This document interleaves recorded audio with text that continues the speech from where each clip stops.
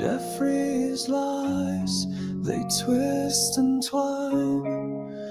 Wendy walks free for a short time. No sign of crime. She set their eyes on her brother. They framed him cold. The death of a man of the law. She sold all her soul. 3 interviews he gave. The first one on the very day Denmark lost his life at the hands of his wife. Their tale grew thick, whispered urgent tones, a sick and clever trick. Each one talk of the true Jeffrey bed, a better heart, a mortal blood, rise up.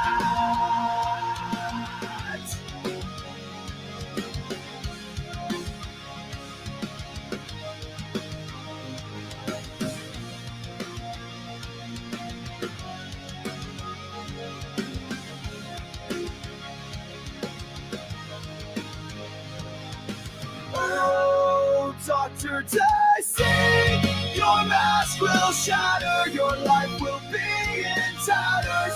Justice whispers through the hole, Wendy's shadow lingering lords. But the truth cuts short, so clear through broken hearts. Charlie's truth will be heard, and you will be once more sparked. A lost man's honor, another one dead.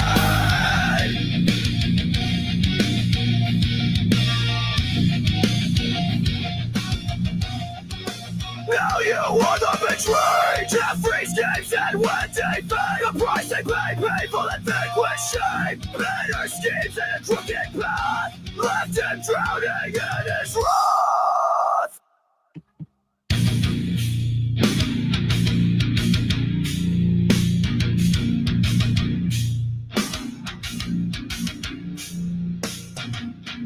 Victory Way is dark and empty. The walls are dirty and closing. Jeff can't escape while Wendy hides away. Every lie they told begins to take shape. A web of deceit fueled by lust and Wendy. Their hands did weave a terrible life of deceit. Alone and bitter, now he's left with none to deceive.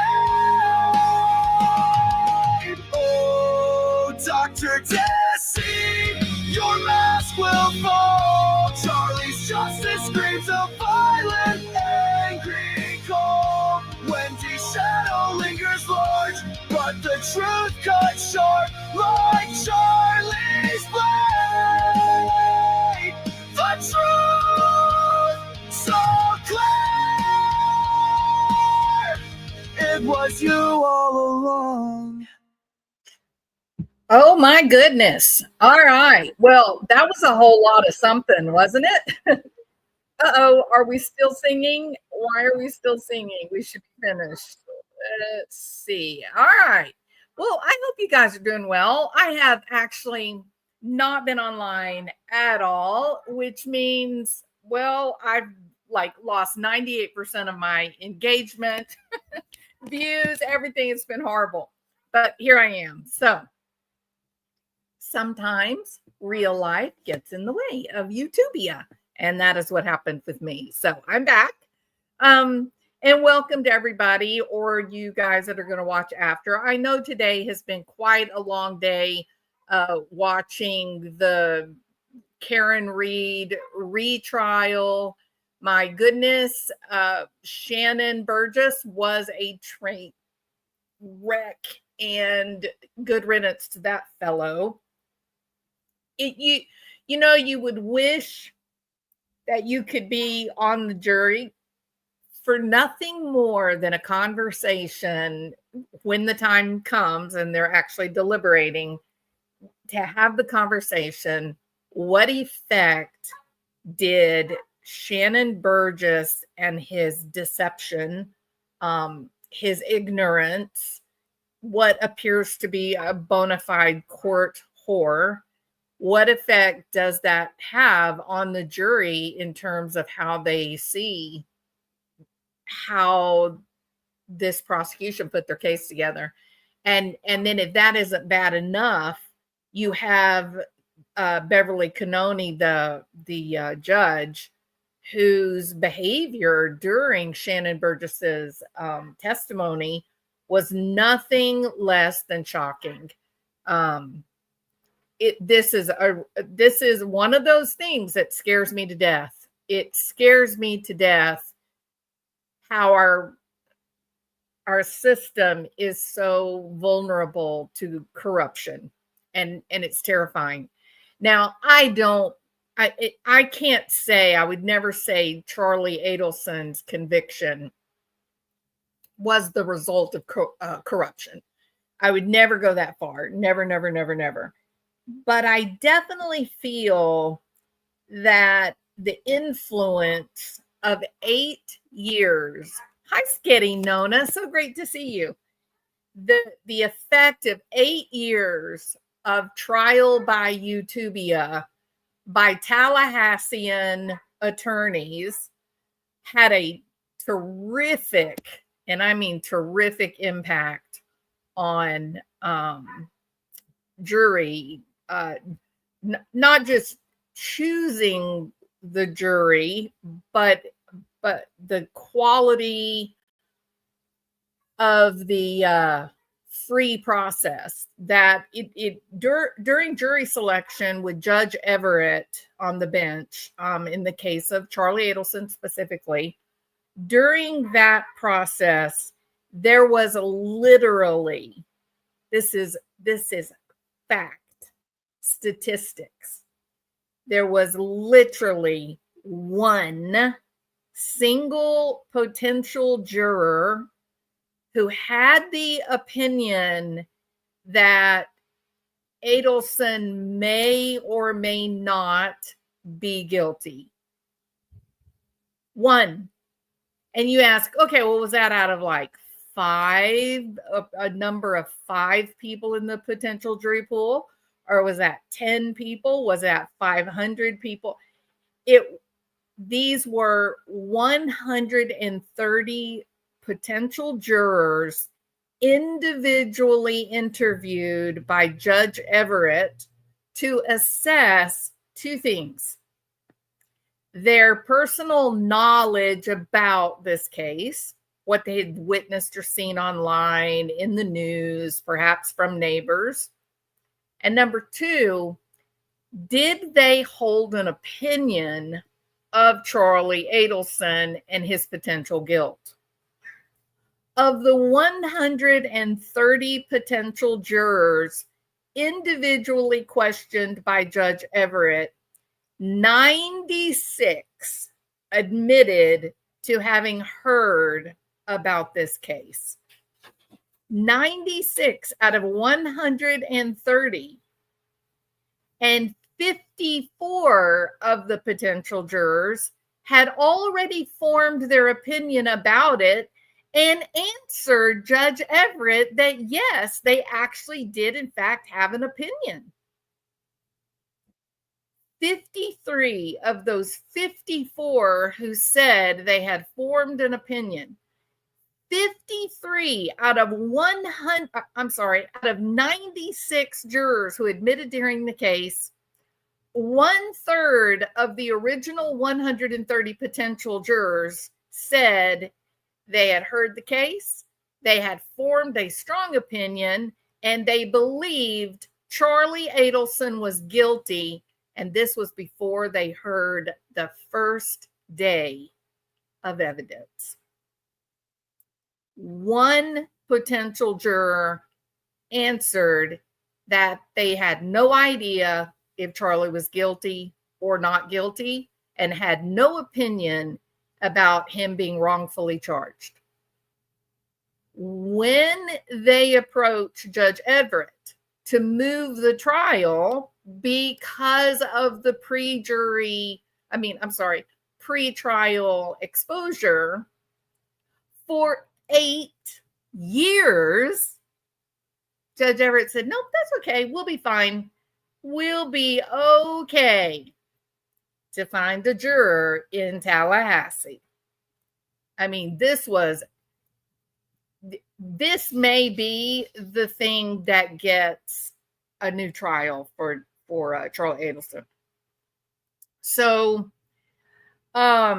Charlie's appeal, I believe that it was submitted May the 8th of this year. I think it was May the 8th. They did say that, it was quite clear during jury selection that it was simply not possible to convene a fair and impartial jury because of the extensive pretrial publicity. And they were not just talking about television interviews, mainstream media discussing the case. They were talking about we YouTubers, we true crime folks, and that you had so many local attorneys from Tallahassee covering each and every one of these trials related to the murder of Dan Markel. And this was a market that was absolutely saturated. In fact, I would not be uncomfortable making a bet that this case, Charlie Adelson specifically, that there had been more saturation of information regarding the prosecution of Charlie Adelson than what has been experienced in the prosecution of Brian Kohberger, because this went on for 8 years. They had 3 other trials. Well, technically it was 4 other trials before Charlie. And the Adelsons were a fairly prominent family in South Florida. And this Dan Markel, being a Harvard graduate, a very shiny object in the world of Tallahassee, Florida State University Law School. He was a really prominent local figure. And I mean, it attracted the attention, of course, the Tallahassee Democrat, the main newspaper, the local news broadcast, cable shows like 2020. There were multiple Dateline broadcasts. There was court TV, both dedicated segments to only the prosecution of Charlie Adelson, as well as little snippets and news broadcast. CNN covered it heavily, but man, the podcast, YouTube, local attorneys, I cannot stress that enough. Local to Tallahassee, not just local to Florida, local to Tallahassee, where neighbors and friends knew these attorneys. These were their children, their brothers, their sisters, their church friends.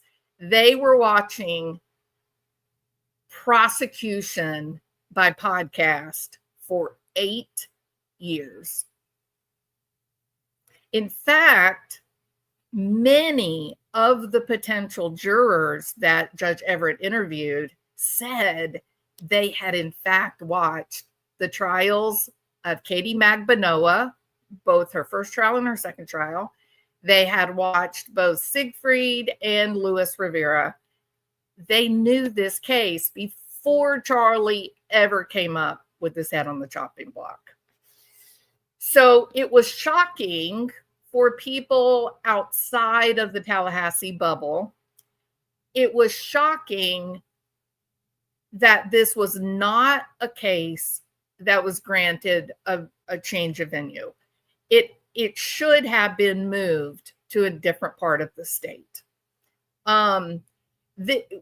Many people were very honest and said, people talk about it all the time. Did you see in the newspaper where? Oh, did you see what Donald Adelson did? that not only were they being subjected to mainstream media content about Charlie Adelson, as well as, prosecution by podcast, Tallahassee attorneys, but it was also just general discussion at the lunch table. Now, they did request, Rashbaum did request to move this trial of Charlie Adelson somewhere that the Tallahassee Democrat did not have circulation, and or that WCTV was not a local station that others were watching.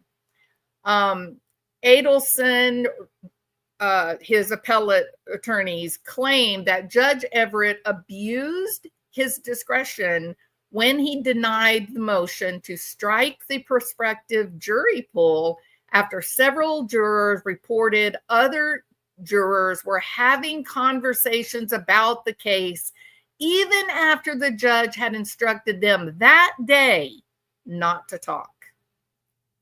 There were multiple accounts of these potential jurors talking about the case. It wasn't just one group of jurors either. It was normal to walk into the courtroom or the waiting areas and hear all of these potential jurors getting to know each other, making new friends. And what were they discussing? That's right, the case. We even have Ryan Fitzpatrick, a man that faced a lawsuit for $2 million for having stolen or embezzled $500,000 of Charlie Adelson's money. This man went downstairs to eat his sandwich, quotation marks, with the jurors. The jurors, not the potential jurors, actual jurors during the trial. And he admits it on Judy's podcast. Now, he quickly goes on to say, well, of course I didn't talk to them. But then in another account, he did talk to them because I believe he asked them, like maybe if he could use a charger for his phone. Excuse me, Ryan Fitzpatrick, you never should have been anywhere near those jurors, ever. So there is a serious problem with Judge Everett. I'm talking about with the court, with the way that this whole thing was managed. I cannot recall except one incident where the defense has presented a request and Judge Everett has been willing to grant it. We are watching Beverly Cannoni on the stand basically throw her all credibility and dignity out the window in the retrial of Karen Reed. It's fairly shocking. I just feel like I'm seeing Judge Everett again. It is that serious. His Donna Adelson's attorneys, one of them was in fact a district court judge in Florida. She absolutely knows the law. She has worked a long time with the other one, and they are doing everything they can to get Judge Everett to grant them some kind of relief with Donna's trial. They've made different requests. Nothing so far has been given, just like nothing was allowed for Charlie Adelson. So it shall be a very interesting experience because the group of Markel supporters, the group of people online who have been involved in this case for, what are we going on? Almost 10 years now. Look, Dan Markel's family, his mom, his dad, his sister, they are well loved. Okay. The people on YouTube really, really support them. And they despise all things Adelson, right? So it will be a trauma of sorts. I think it will be I think it will be shocking for them if Charlie Adelson does win his right to appeal and they give him an opportunity for a new trial. I think this will be, I think it will be a terrible experience for many of them. And I think it's a fairly good possibility. There are other avenues to appeal that the experts say he definitely has a shot at. And so this is a stepping off point. But it is such a powerful stepping off point when you look at the numbers of jurors that were questioned, and only one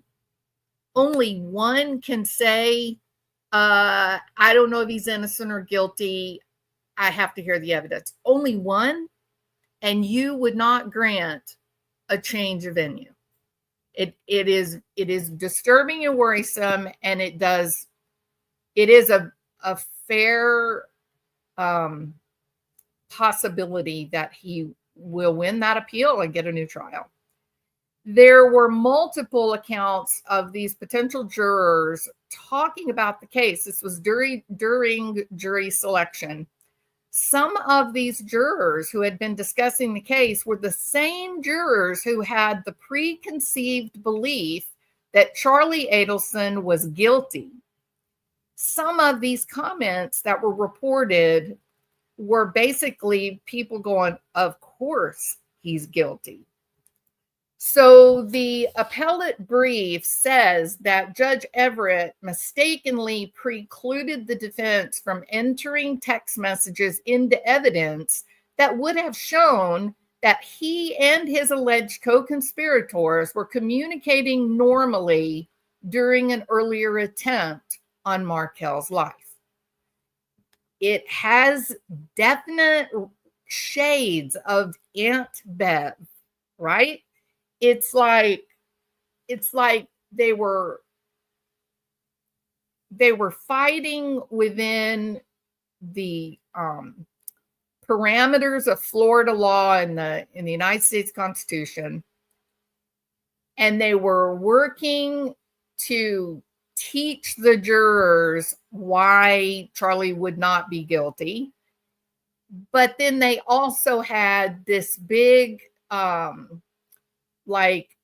bodyguard, which is Judge Everett.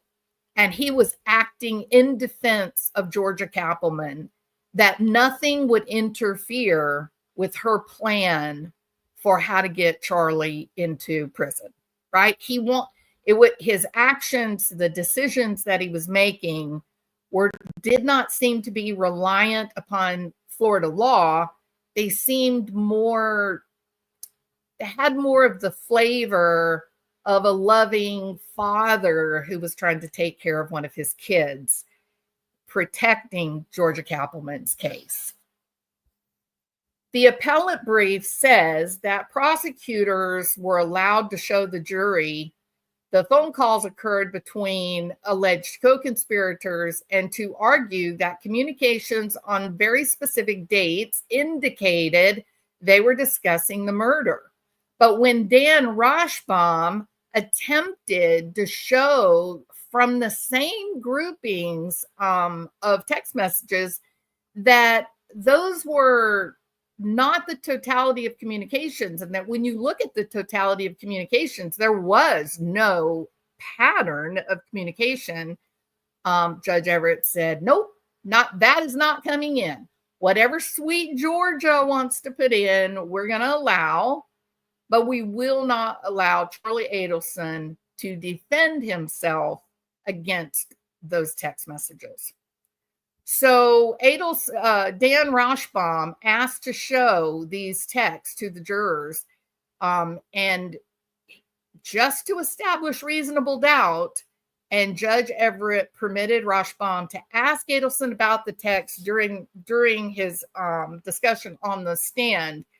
But he said anything in those text messages out of the ordinary. Adelson says no, adding that texts were about work and personal life, that they were never about violence or murder, but the texts themselves did not come in. It's very similar to Beverly Canoni. Adelson's appellate lawyers argued that Everett erred when he excluded a phone call between the defendant and his mother that happened in 2016 after the FBI conducted an operation known as the bump. And we're sick of hearing about the bump, right? The bump was designed, there were multiple bumps, actually. It wasn't just one big bump, there were multiple bumps. And each of them was designed to get the suspected co-conspirators talking. But I would be freaked out if somebody walked up to me on the street and handed me a note and said, give me money.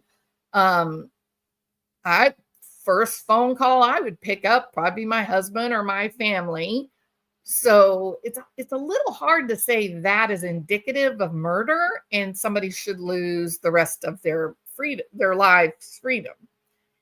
We all know what the bump was. FBI agent was being friends with, I think it was Luis Rivera.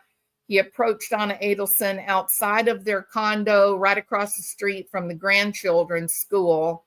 And he said, I need $5,000. He was supposed to be a Latin king, but he was super, super polite. I mean, the whole thing was just quite bizarre.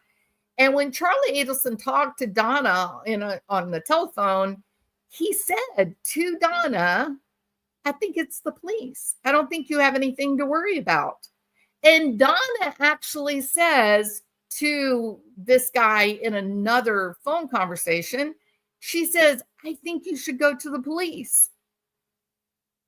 These do not seem like people that are trying to pay off somebody, stop them from talking. All right.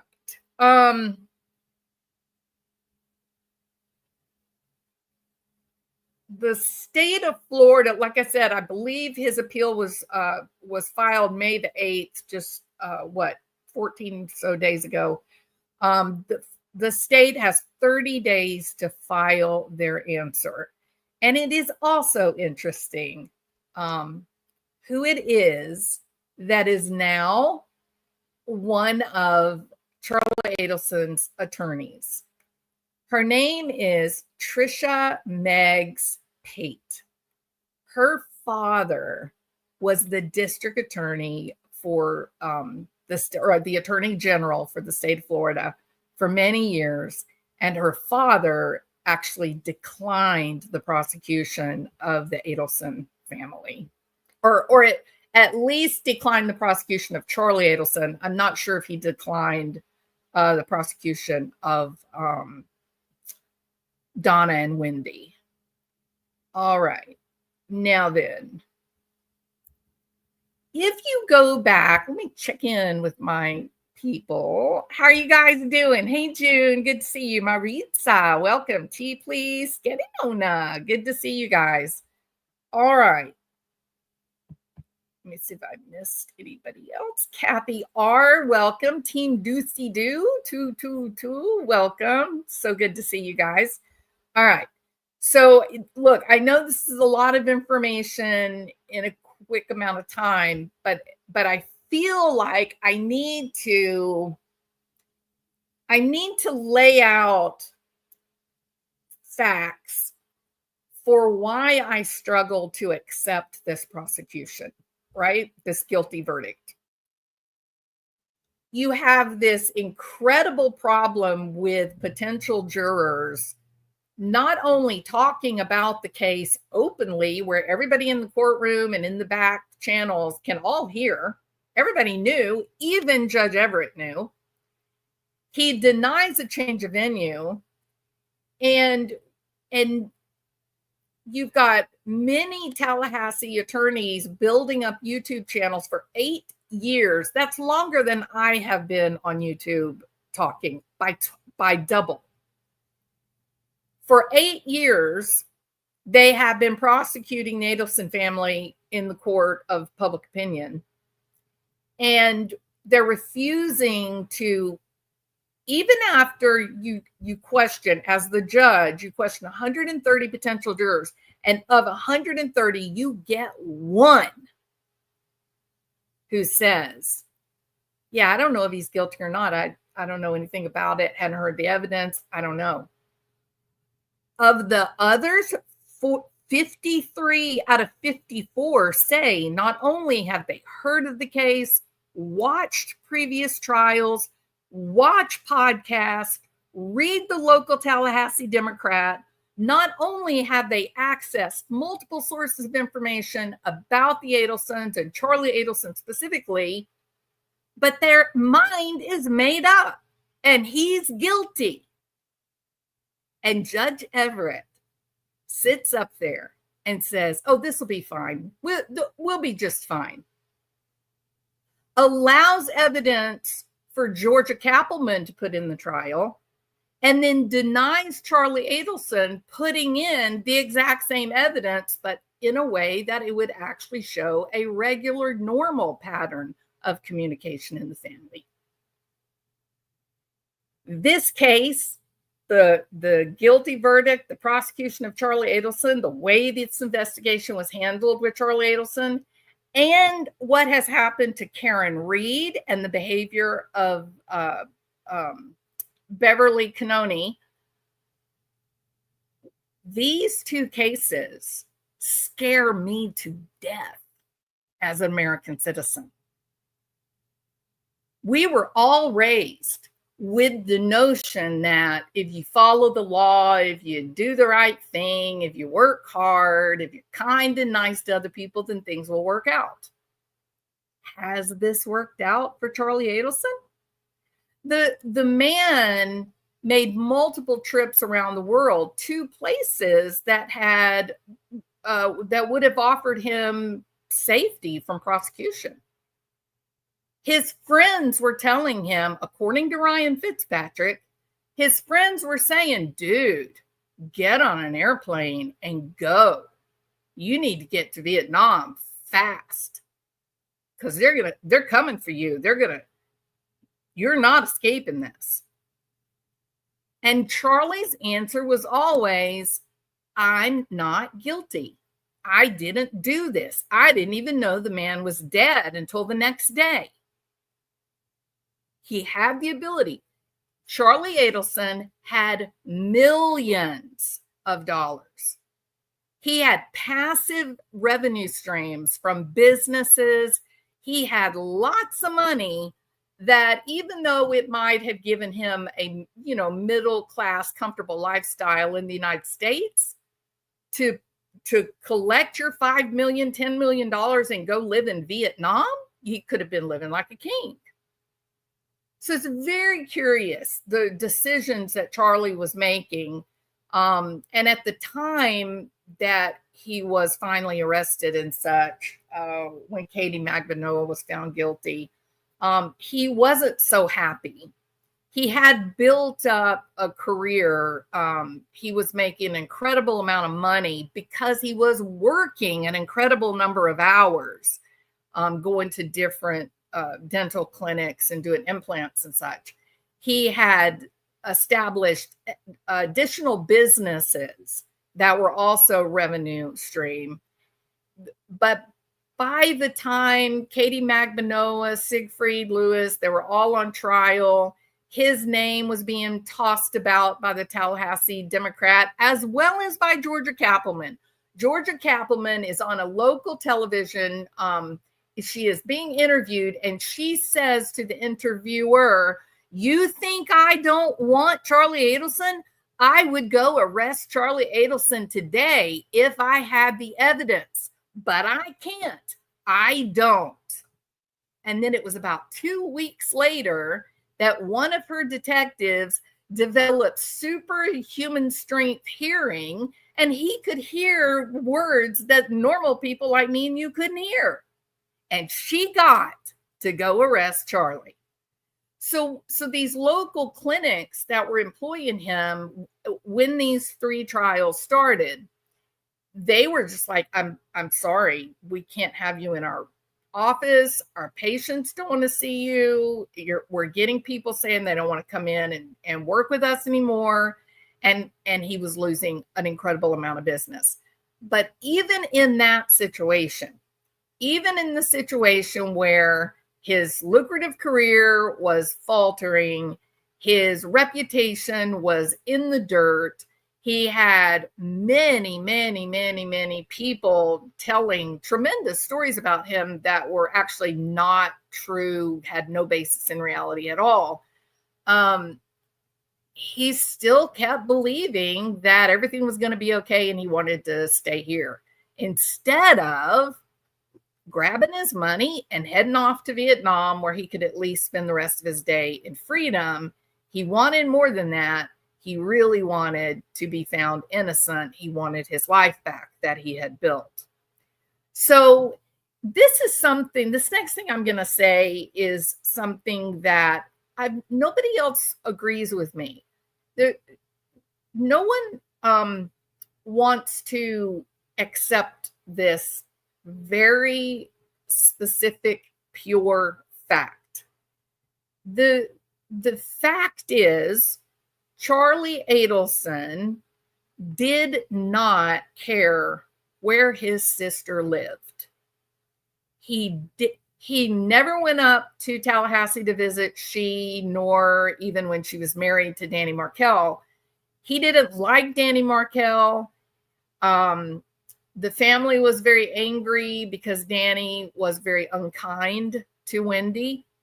And it was domestically, it was a mess for Wendy and the family. There were a lot of people in Tallahassee that had the same opinions of Danny Markell. In fact, it said that he had a kind of poshy, very high profile job down in Miami. And because he was so abrasive, people found it very difficult to work with him. But he's brilliant. Nobody ever said he wasn't brilliant. He was absolutely competent and knew so much about the law and outperformed other people, just ran circles around other attorneys. The problem is that he wasn't a good winner, right? We always tell people to be good losers, shake their hand, tell them good game. But Danny was really struggling to be a good winner. He was really struggling to just be normal, treat other people with dignity and respect. And then when he was working, then let his light shine. He was really struggling with that. And it did get to be a huge problem in Miami, and he unfortunately lost that position. And that was how he and Wendy came to live in Tallahassee, is that he ended up getting a great position at Florida State University, and they made their move up there. By all accounts, Wendy Adelson, in her early years, Wendy was actually the shining academic star of her family. Even though her brother Rob is a fancy doctor up in New York, he was in Texas for some of his residency. Charlie was making oodles of money. Wendy really, by all accounts, seemed to be the one that was on the brightest path for a exceptional career. And for Wendy, moving to Florida State University, taking on a spouse job at the university, she was doomed to sit in the corner and to be quiet. And look, for a lot of people, for a lot of women, that's a role they're comfortable with and they don't mind it. They're okay allowing one person in the marriage to really shine and build a high-powered job, and then the other person devote their time to raising the kids and tending to the home. Even though that was true, I think for Wendy, I think it was a very difficult pill to swallow because she had such promise as a young woman in college and law school. Yeah. It also, I think, with Danny Markell being so devoted to his faith and pious in his daily actions. He didn't just talk a good game being Jewish. He lived that lifestyle, which was quite a restrictive lifestyle. That too would have been quite difficult for Wendy to grow up in a family where the mother was, it was kind of like a matriarchal family, right? Between Harvey and Donna. Harvey just kind of worked and Donna ran the show for everybody. She kind of directed everything in her home. And Wendy was raised with that lesson that, you know, as a grown woman, you have the right to have a career if that's what you want. And if you're going to have a career, work your butt off and make it the finest, best career that you possibly can. And you go on to shine in college and in law school. But then you marry into a very high performing, very notable, visible marriage with a partner who is on the fast track to the upper echelons of law. And I just think that Wendy had a thumb on her. You know, I think she was living, not that, I'm not saying not by a long shot do I think that Markel was abusive, not at all. But I think for her herself, she was really struggling to find this new identity that maybe for many years she thought she was going to have this bright, shining career. And then that fell by the wayside. And I think she was really, really struggling with that. The divorce, a lot of people in the YouTube communities that actively have been involved in this for 8 years, now 10 years, watched every moment of all the trials and everything. They get very angry about Wendy and the way she left the marriage. Have any of you guys heard that line of communication? Hey, Bling, good to see you. Yeah. So many of the people that are very supportive of the Markel family and they followed all this very closely, they're very angry at Wendy for the way she chose to leave the marriage. And what I mean by that is that, you know, Dan Markel came home from work one day and everything was gone. Half was gone. Half the furniture was gone, half the money was gone, and the divorce papers were on the corner of the bed, I believe, if I remember correctly. And, you know, people said, oh, she's a horrible person. Who would ever break up with their husband that way?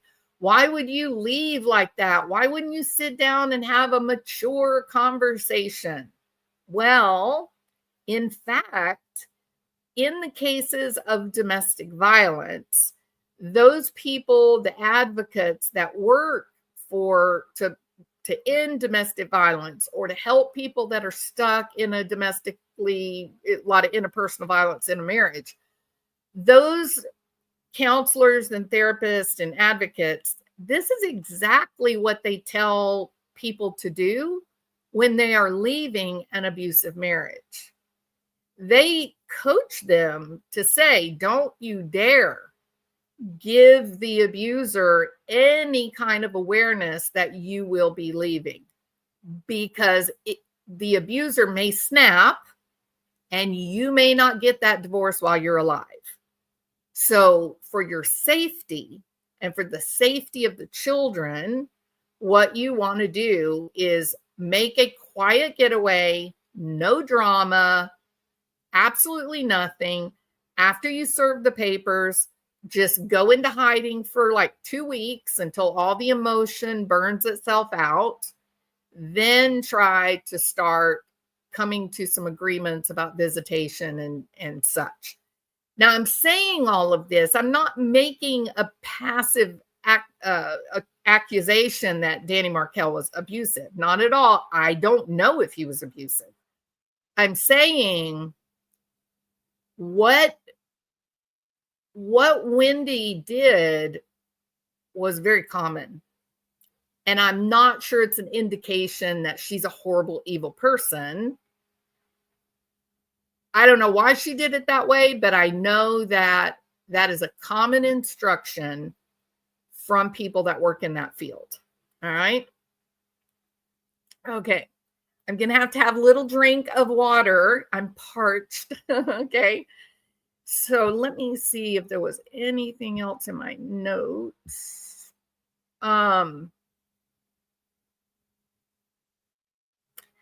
Charlie had a Ferrari.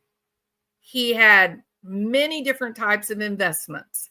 He flipped real estate all the time. He owned retail businesses as well as potentially selling steroids on the side. He owned not only Ferrari, but different boats, jet skis, a limousine. His house had a beautiful grotto pool that would rival a hotel's swimming pool. And lots of friends, lots of traveling. He was living a very independent life because of the investment in time that he had made previously, working 50 hours a week doing surgery, even through the weekends and in the middle of the night. He had no interest in Wendy Adelson's domestic woes. Now, that doesn't mean he didn't love her, and it doesn't mean that he didn't want to see his sister getting mistreated by this legal eagle who knew his way around the statutes, so to speak. But he had a lot at stake, didn't he? Like, he had a lot to lose. It is very difficult for me to I'm struggling with this. I cannot be clear enough. I don't understand why people believe that he would be living this independent kind of playboy type of lifestyle, very, very self-indulgent lifestyle, but he also worked his butt off too. A very self-indulgent, luxurious life. Why would he put that all at risk? For what? And the answer that you will be given by this group of people is they will say, oh, well, because Charlie was enmeshed with his mom. Well, do you know who said that? Jeffrey Lacasse. Jeffrey Lacasse out and outright said in the initial police interview, July the 21st, literally 2 days after Dan Markel died, he said to the police, oh, they were totally enmeshed. That whole family wanted Wendy back down there in the nest, so to speak. Georgia Cappleman literally took Jeffrey Lacasse's 3 police statements, and might I say, his physical demeanor, his pragmatics, the amount of his energy level, the negativities, some of the semantics that he used. I find all 3 of these interviews to be incredibly troubling. And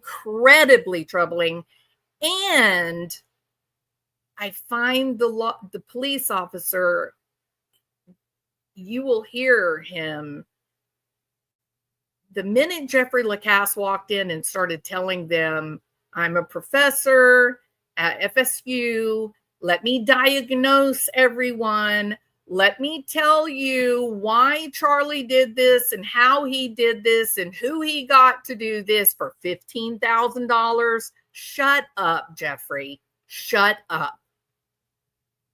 While you're sitting in your fancy little apartment over there on Victory Way and you become the darling of the YouTube Danny Markel community, I'm sitting back and watching you, sir, and I'm thinking, Houston, we have a problem. there's something very curious about this man's presentation. And I, Jeffrey Lacasse, have a serious problem with you and your flat tire. We're going to cover that. Now then.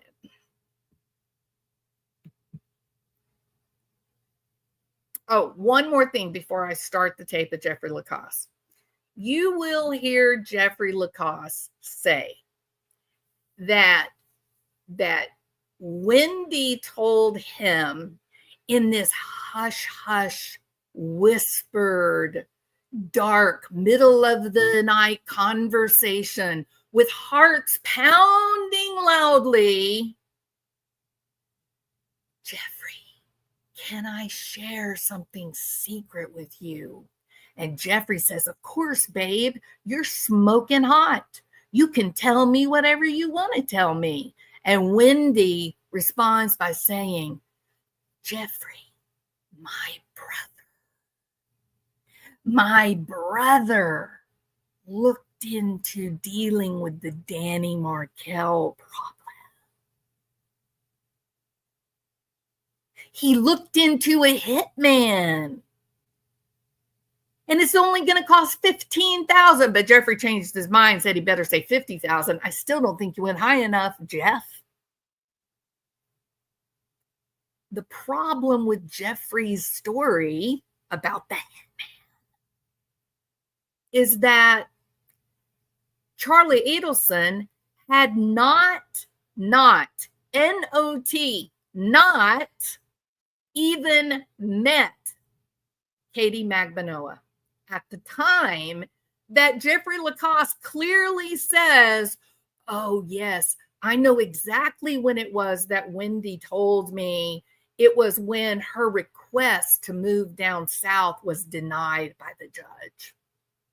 It was such a dark time for Wendy.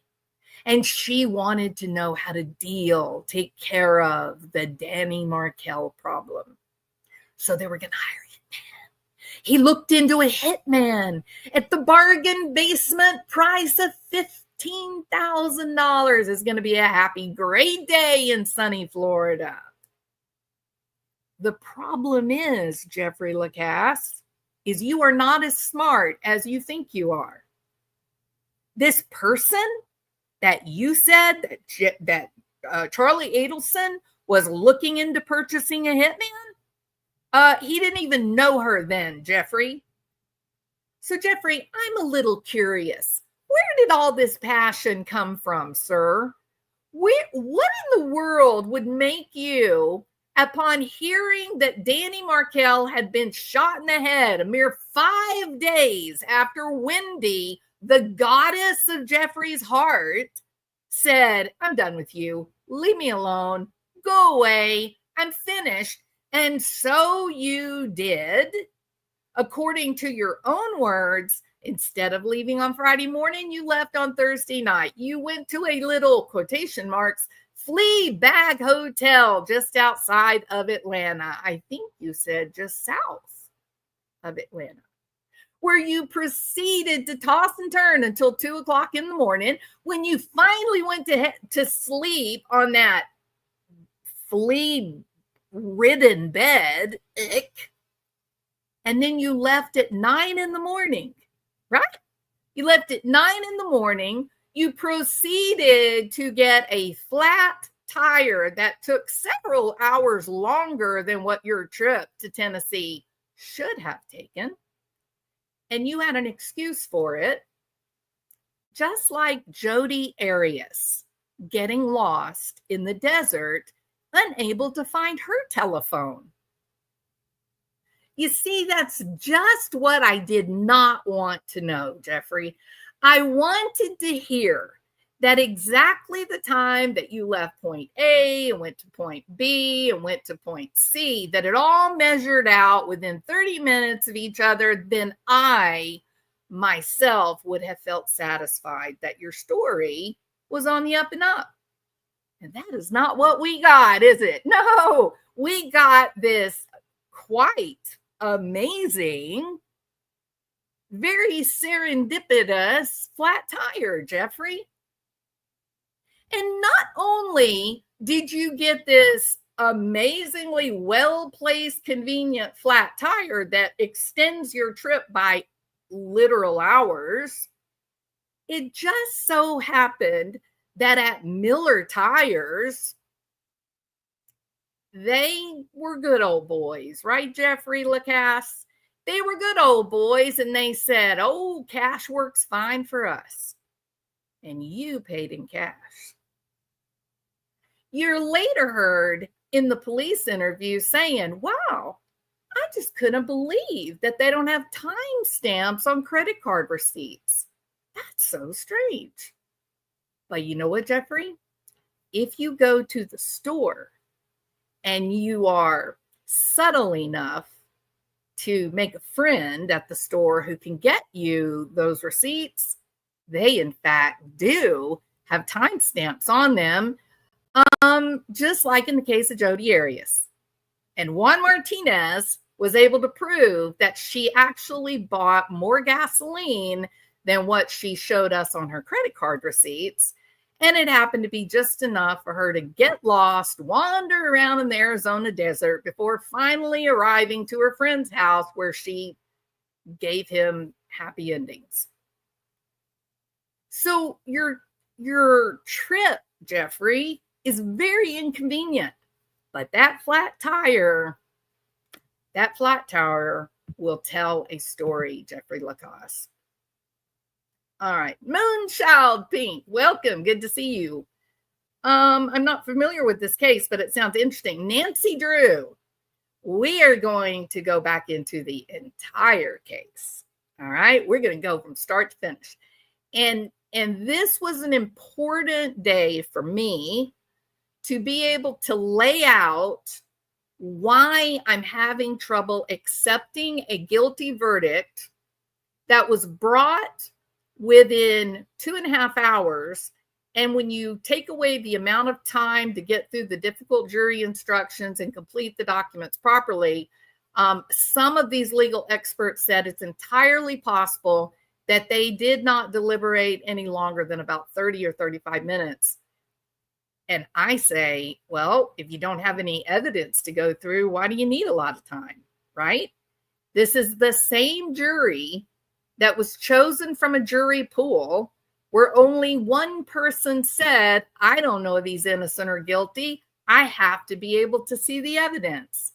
129 prospective jurors who were some of them actually ended up on the jury, said, I've heard all about it. I've watched some of the trials, and I also have an opinion that Charlie Adelson is in fact guilty.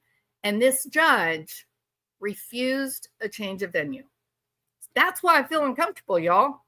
I feel uncomfortable by some of Judge Everett's decisions. I feel very uncomfortable by this rando flat tire where cash is king.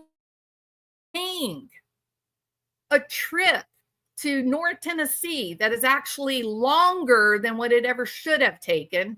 And why would this man, a fancy doctorate professor at FSU, why would he choose to stay at a flea bag hotel? What I mean, in case you haven't noticed, there are Holiday Inn Expresses all along the interstate.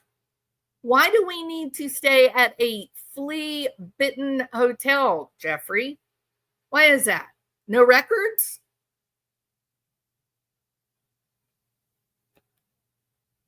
Don't you love private investigators, guys? Don't you love the fact that you can just hire someone, give them money, and say, I'm curious about this.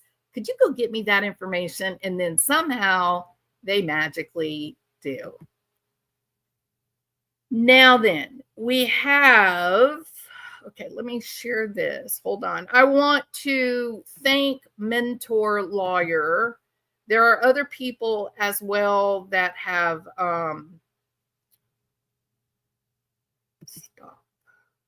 there are other people that have done the FOIA request and gotten these interviews by Jeffrey Lacasse and other people. But Mentor Lawyer, he seems like he had them up first before anyone else did. And I watch all of his stuff all the time. So I'm gonna give him credit for the Lacasse interviews. This, what you're looking at, let me double check, make sure you're looking at it. Nope. See, that's what I thought was gonna happen. Hang on. Nope, that's me. Come on.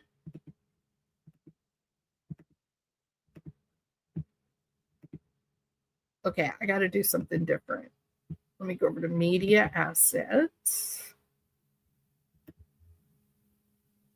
Thank you for being patient. All right, there we go. All right, so what you're looking at right here is a Kmart receipt. And this man in this like denim looking t-shirt with the side body man purse, that is that's supposed to be Jeffrey Lacasse at the Kmart on July the 18th at 1:13 in the afternoon. And Dan Markel was actually shot on July the 18th.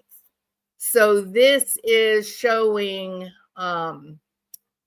this is the proof, I suppose, that Jeffrey Lacasse offered up that he had nothing to do with the murder of Dan Markel. He was in a Tennessee Kmart making some kind of purchase. I don't know what he bought about the time that Danny Markel was being killed.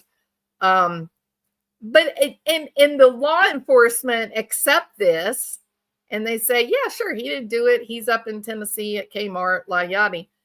Well, what about conspiracy?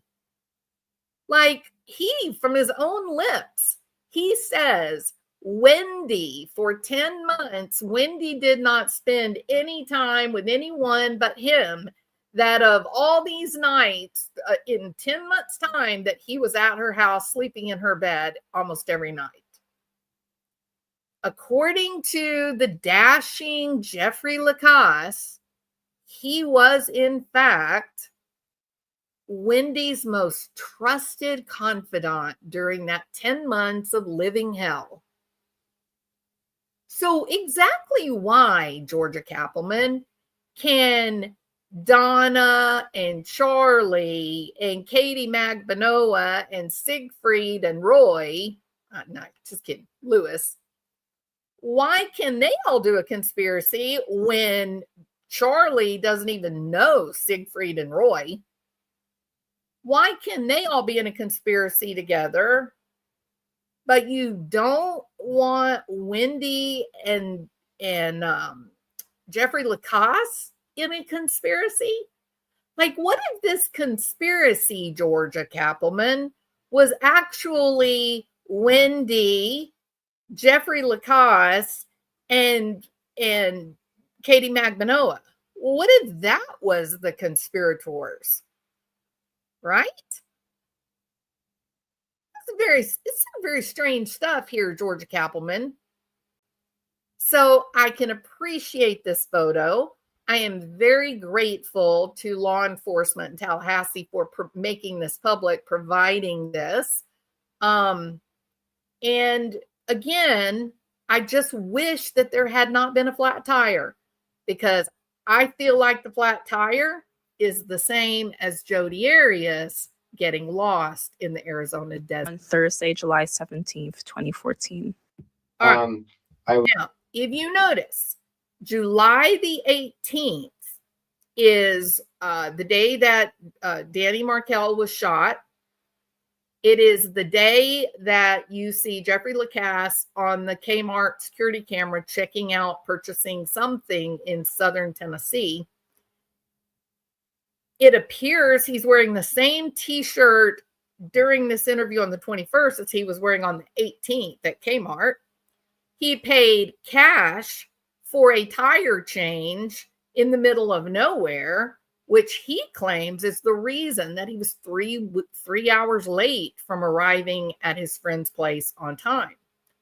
This is the 21st.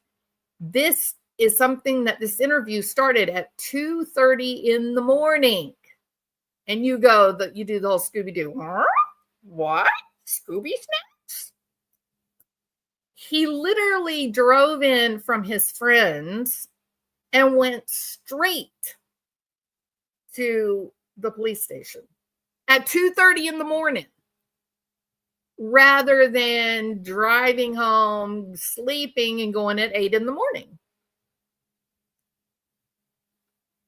I think it's odd. It's not indicative of foul play. It's not saying there's anything nefarious or awful happening. It is curious. And that's where we are. Okay.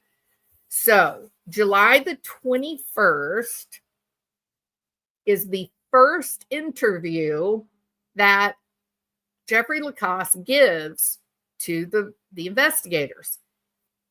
You may be shocked to know this man, the man who had been dating Wendy Adelson for 10 months or 9.5 months, and then she broke up with him on the 13th of July, 5 days before Dan Markel was killed. 5. He's broken up with her. He knows that he's been dumped. And that is one of the reasons why he left on Thursday night and drove to Atlanta and stayed in a flea-ridden hotel, because he was upset. He felt icky. And then he got up at 9 in the morning and drove on up to North Tennessee to see his friends, where he proceeded to stay 2 days. And then for some unknown reason, he jumps in the car and makes a flying trip back down to Tallahassee so he can arrive at the police station at 2:37 a.m. to give his statement. This is the first interview. Jeffrey Lacoste would go on to give a total of 3 interviews to these investigators. His first interview was on July the 21st, 2014. 2 days later, on July the 23rd, he goes back in to do another interview at his own behest. The cops are not asking for him. He's highly motivated to insert himself into this investigation. And he shows back up on March the 6th, 2015, 8 months later, where he has got a whole handful of notes, paper notes, that basically is just reinventing the egg. He sounds like a man who was highly motivated to see the Adelsons investigated for this murder. And he ain't happy. The way that he talks about other people in these 3 interviews is very uncomfortable. In fact, Mr. Lacoste, Dr. Lacoste, you're so busy diagnosing everyone around you. I'm just curious how you would diagnose yourself. I actually got my PhD here at Florida State in 2008. Okay. Graduated from FSU, went to Arizona for 5 years, and this is my first year back. So I met Wendy maybe a month after I got back. Met her in September of 2013. Okay. We were set up on a date by a mutual friend I work with.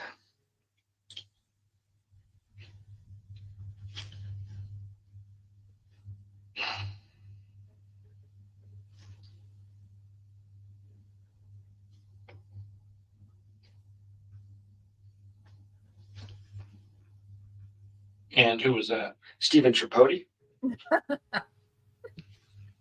Now, I And another want to. mutual friend, it's kind of two of them, Jane McPherson, who I know you talked to. How's Steven spell his last name? Tripodi. I can't help but notice that Dr. Lacoste has a flair for the dramatic. So you'll begin to see this come out. His second interview, well, I can't even say it's more or less dramatic. He's just he's kind of extra, you know what I mean? And he's chewing on that nicotine gum. I swear, I think he's overdosing on nicotine. I know it was him and Jane McPherson were off for a drink, and they both kind of suggested. I've talked to Jane. I know you've met Jane. I have. Oh, you have someone met Jane. She was in here when Wendy did her long 9-hour day. Okay, and I take it you've talked to somebody about that because you know about it. I talked to Jane for 5 minutes. I've been out of town. Okay. And Wendy and I are estranged at the moment, so it's pretty bad timing in terms of that. So I can get to that as I give you the tail end of it. Sure. So we started dating in September, did it all through the fall. Okay. Wasn't serious back then. She was dating other people as well. Came back from Christmas break, had a conversation, decided to date more seriously. By March 1, we're a couple, we're girlfriend, boyfriend. March of 2014. Yeah. Okay. Maybe late February. Around Valentine's Day, I hit her with the romance and all that. We clicked together. Hit her with the And romance, then, Jeffrey. Spent a lot of time with Wendy. I don't think anybody's been with Wendy more than me the last 6 months. Okay. She has 2 kids. I've been over there, I'd say 80 or 90% of the nights I'm over there. And every single night that she doesn't have the kids, with maybe just 1 or 2 exceptions, if she's in town, I've slept over. So I spent a lot of time with her. We get some problems. Where's that at? That's 3303 Aqua Ridge Way in Corn. Always at her house, never at mine. I got a shitty apartment, as you know. See, y'all thought I was kidding We ran about into the some crappy problems apartment. in May and June. Started fighting.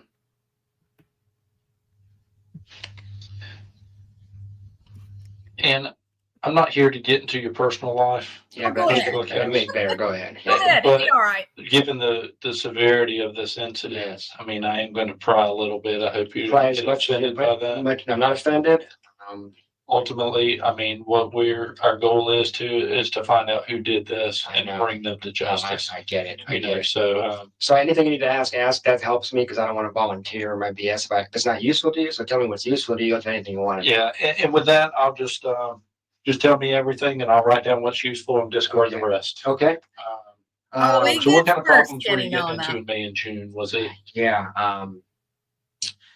Jeez, that's gonna be public. This is fucked up. Oh, you'll be okay. Wait, what's that? Jeffrey. I said this. If this goes public, it's just I know how this works. Yeah, you know how it works. huh? It probably was. Okay. See, See, I'm in an awkward situation because there's a 1% chance Wendy and I get back together. You know what I What? mean? We're estranged at the moment. So, Right. So I have that in the back of my. It's a 1% chance it's over. I think she moves to South Florida ASAP. But let me just. and we'll get into that. Okay. So in May. Okay, I want y'all to wrap your heads around this, okay? 1% chance we get back together. That's his quote, correct? This is a real messed up situation because there's a 1% chance that I'll get back together with Wendy. So then he goes on to say, I would totally get back with her. Like, I am pathetic. I am in love. I need her in my life. She is a goddess. Okay, now this is a man living on Victory Way who will tell you he's embarrassed of his apartment.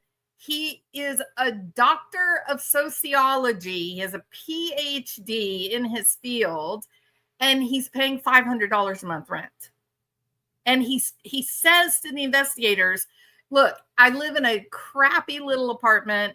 I'm saving money to buy a house. And I myself can really respect that. I think it builds character to deny yourself luxuries so that you can reach a better goal. So I'm good with that. I don't have a problem with that. What I struggle with, though, is that,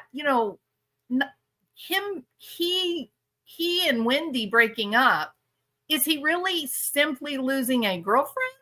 Or has he come to enjoy the finer things in life that Wendy and her enhanced income and her nice, pretty, lush house brings? So Jeffrey doesn't just lose the girlfriend.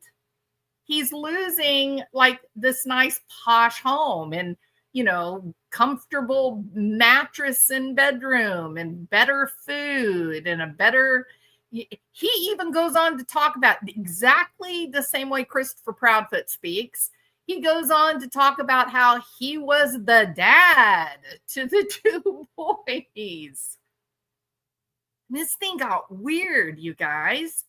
And for the life of me, I don't understand why the pro-Markel, I hate to call it that. It's not really what it is. I think it's most descriptive to say anti-Adelson, okay?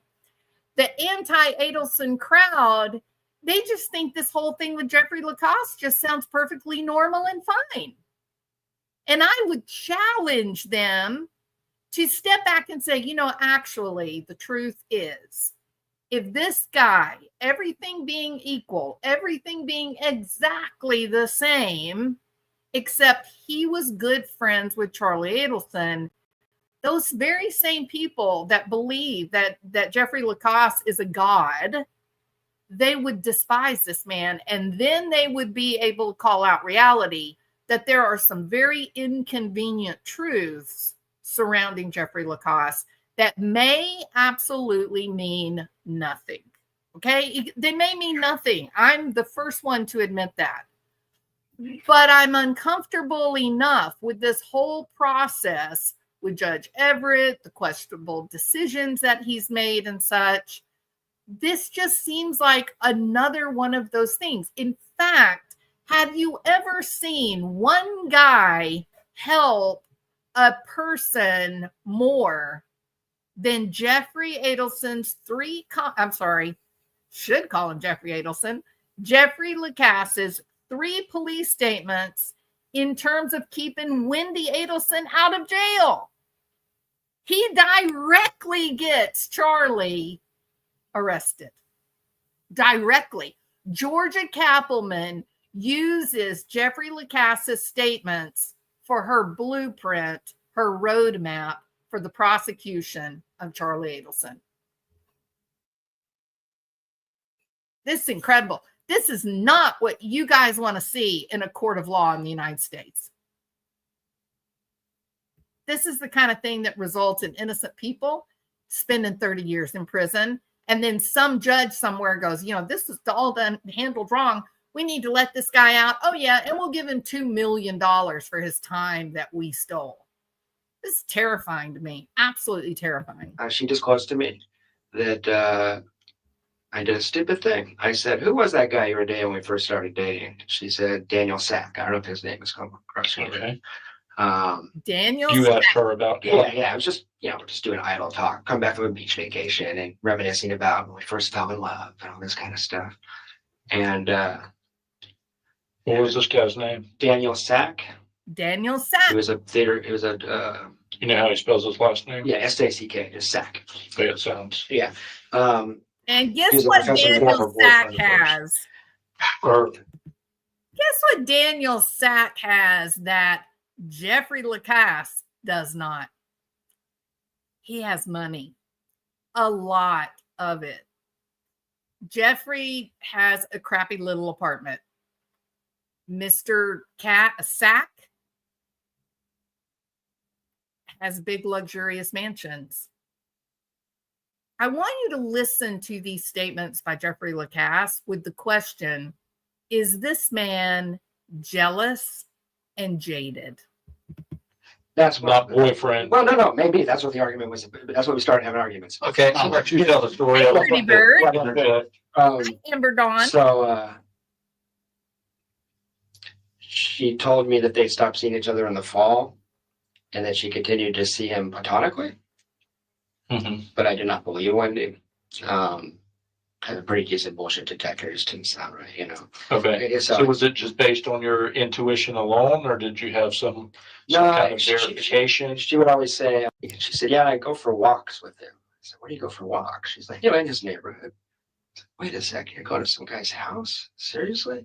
Mhm. And as soon as I went that, she shut down. She wouldn't tell me anything about him. And it became like a topic because all of a sudden, I'm going to give you a little background too. You dig into Wendy's calendar, you're going to see she's constantly traveling to South Florida all the time. And it wasn't a normal boyfriend girlfriend thing in that With you? with me. No, with me. Okay. I don't know what with him. Yeah. I have no idea the extent. I mean, I said, were you in love with him? Was it just a fuck buddy? Well, just tell me what this is. And so I don't have any information about that at all. Right. They could have had I just don't know. He moved to Amherst, Massachusetts, May 20th. So he's been gone. So I don't know if he's some interest. I have no idea. Never met the well, I didn't meet the guy. I walked in on them in a coffee shop having coffee. I walked into All Saints one day, they were having coffee. That's actually where the footing back up. I walked into like a week later, I walked into All Saints. Would you say he moved over there? May 23rd, he moved to Amherst. And they dated September. Well, that's what our dispute was about. I think they dated September. You think they dated past? I think And it went into the relationship you shared I with her? think so. But she would say it was a platonic. And I said, well, I don't appreciate not knowing about this. So it became a whole thing. I lost the trust. I was like, this is screwed up. Yeah, sure. And she was real weird about it. Like, he's not the best liar ever. I mean, she just gets so anxious that like it was a thing. So anyway, we had that little dispute about that. Turned into a whole thing, a whole disaster. I'm sorry. Let me back up Yeah. a second. What did you get your PhD in? Social work. Okay. I'm a mental health guy. Okay. It seems a lot of the circle is attorneys. Attorneys Well, and we're social starting work, to see actually, yeah. And Yeah. so you're kind of in that circle as A well little because your mutual friends knew her. Oh yeah, it was interesting. She's Jewish, as you probably know, and my mentor at FSU, that's where she goes for Jewish holidays. That's why we slid in together. We had the same Are friends. you Jewish as No, well? no. Okay. But we had like Hey, 10 Vicky mutual friends. Carpenter. So that's what I clicked, It was like easy. I was safe to her because all these people already said, oh yeah, he's a good guy. Right. I was on Vouch for you. yeah, that kind of thing. So it was a lot of mutual dates and that kind of thing. But anyway, we had this dispute and I was pissed. I was just like, she's been a lot of work. I mean, she's always traveling. And not when I say not normal, I just mean like we had 2 weekends together in March, April, May combined. And otherwise she's booked, So I was a little suspicious about that. Now she always just said I'm so busy with work. And she is a prolific attorney and writer and all that. So but anyway, the next week I walk into All Saints Coffee. Okay. Do you remember when he was instructing us how he was sleeping every night at Wendy's house? Remember that just like 10 minutes ago? Now he's saying they only had 2 weekends together in 3 months because she was a prolific writer and she had all this work and she traveled all the time. Something is telling me that Jeffrey was having a different relationship than Wendy was having. What do you guys think? Could that be true? Could it be that Jeffrey wanted this relationship to be more significant than it actually was to Wendy, and Wendy just finally couldn't deal with it anymore? And I told her not to see this guy again. I said, you don't want to talk about it? That's fine. I just don't want to see him ever again. And What'd she say? she said, okay. He's moving in a week anyway. And I said, okay, problem solved. I said, you don't have to tell me anything about him. I just, you don't want to describe it. I don't want you seeing him, public or not.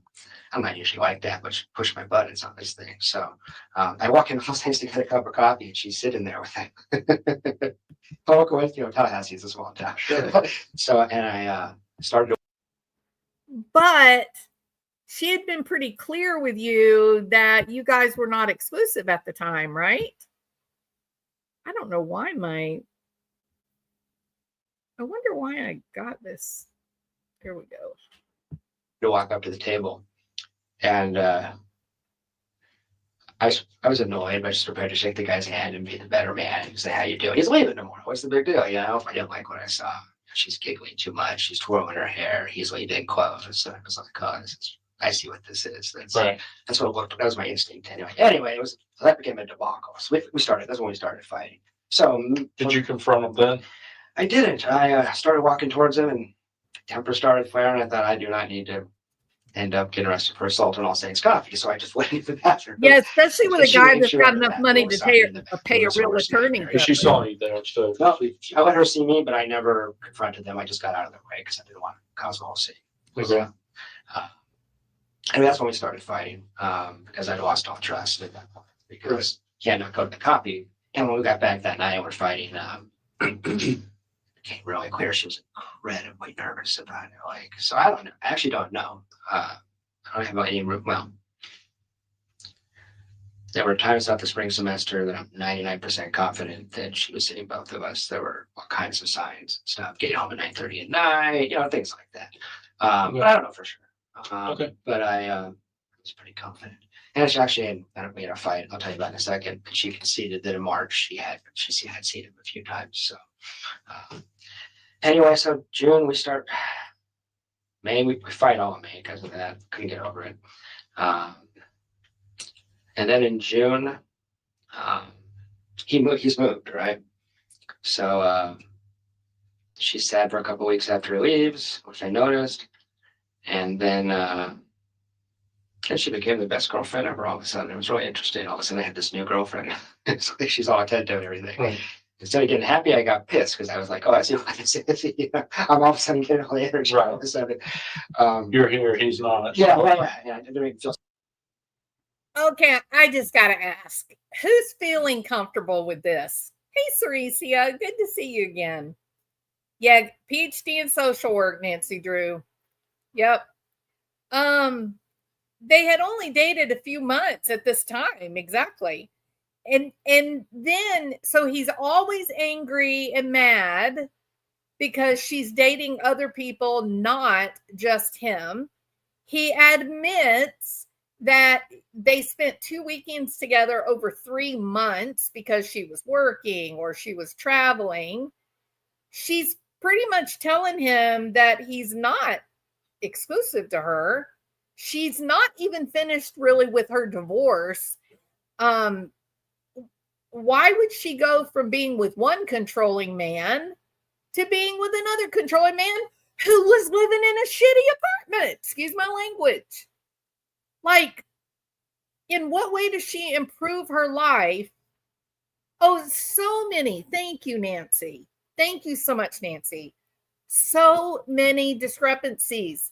That is the fourth point for why I am deeply troubled by the guilty verdict of Charlie Adelson. This is their star witness, right? This is their star. This is the guy that Georgia Kappelman molded her prosecution around. But it's just double talk and diagnosing everyone around him with a personality disorder, but he himself has zero personality disorder. I am uncomfortable by this. This is, you do not replace real objective evidence with a guy who can't even keep his opinions in order. It's not the way the American system of criminal justice is supposed to work, as we see in the Karen Reed case. Special, exactly. Right. I can understand that. So, and we were and I got pissed off and I did some snooping. I looked through her calendar. I started getting real suspicious. And I was just like, What kind of calendar? An agenda. She's an agenda. Like regular paper calendar? Okay. Not only is this man angry because he cannot get Wendy to commit, then when one of the men that she's dating, who happens to have a lot of money, he moves up to, I think, Massachusetts, maybe. When the guy moves away, then she's spending more time with him. And now he's mad at her because she's spending more time. And he is spying on her. He literally got her agenda, which will have confidential information about clients that other people are not supposed to be reading. but because he is jealous and lacks self-confidence, he literally violated their trust by reading her calendar. I don't know about you guys. That would have been the end of the relationship. I would have asked Mr. Lacasse to go on down back to his shitty apartment and just forget that he ever knew my name. For someone to go behind you and read your work product, that's crazy. That is not the mark of a stable person. A stable person would say this: okay, I have voiced to Wendy that she is my goddess and I love her and I don't want her seeing other men. And now it is her choice to either honor my request or not. And then if she says, no, I'm not going to honor that request, then as a healthy person, it's my job to make a decision. Either I stay with Wendy knowing she's dating other men, or I collect my self-respect and say, okay, Wendy, I'm sorry you see it this way, but this is not the kind of relationship that I want, and I would prefer to break up for a while. That is the way that a healthy, stable adult deals with these sorts of problems, Dr. Lacasse. What you do not do is invade another professional's work product. That is crazy. And frankly, Jeffrey, someone who is in the mental health industry, as you said, I would think that something like confidentiality would be sacred to you, right? I mean, that's certainly what you were trained, that confidentiality of your patients and work product that might have sensitive information in it, that should be protected with the last dime you have in your pocket, that no one should ever be able to get access to information about the people with whom you are working. I would think someone in the mental health industry, Dr. Lacasse, would recognize that. And the fact that you went through a PhD program where it was drilled into your head about confidentiality, anonymity, private work product, that you then will turn around to a woman that you've only been dating a few months and you would read her agenda? I'm feeling a certain way about this whole thing, Jeffrey. Remember the tire where they only take cash? Yeah. I got some reasons to believe that you may not be as forthright as what you're pretending to be. I came from out of the church, carries her backpack, and she left it on the table in the bathroom. I just flipped through, and it's Dano Sack, so I was like, okay. They were going on dates in public and stuff. They went zip lining to Tallahassee Museum, stuff like that. So I didn't tell her I did that. I didn't know what to do with it. Because I don't know if you met Wendy. Not personally. Very charismatic and very good at. I mean, once you date this way, just do anything for her. I'm not the only man that's been under her thumb in that way. I mean, she really has this charisma, this sexuality. And so, you throw yourself in front of a bus for this girl. It's just a new kind of thing for me. Jeffrey, you recognize you're not a 13-year-old prepubescent boy, right? In fact, you had just gotten divorced yourself, I believe, at this time. Why are you talking about Wendy, her charisma, her sexual animal magnetism, as if you've never known a sexual relationship before in your life? Or is that typically what your relationships with women look like? They are simply objects that are there for your satisfaction? But we went to Gainesville. I teach for FSU, and we have an off-campus program at UF. Took her with me so we could, go out and have dinner. And then during the day I worked and she worked. And I, Saturday night, I got really upset. She made some crack. She's got a certain sense of humor. She made some crack. And I just waited to her about this stuff. And I looked at your agenda, I know what's going on, all this kind of stuff. And you lit into her, quote, unquote.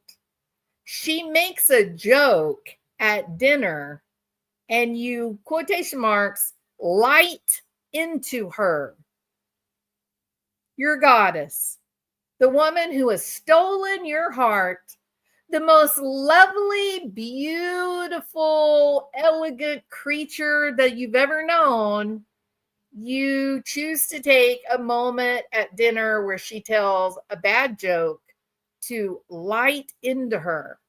Whereas you are raging against her, you are running your mouth, telling her that you looked in her agenda.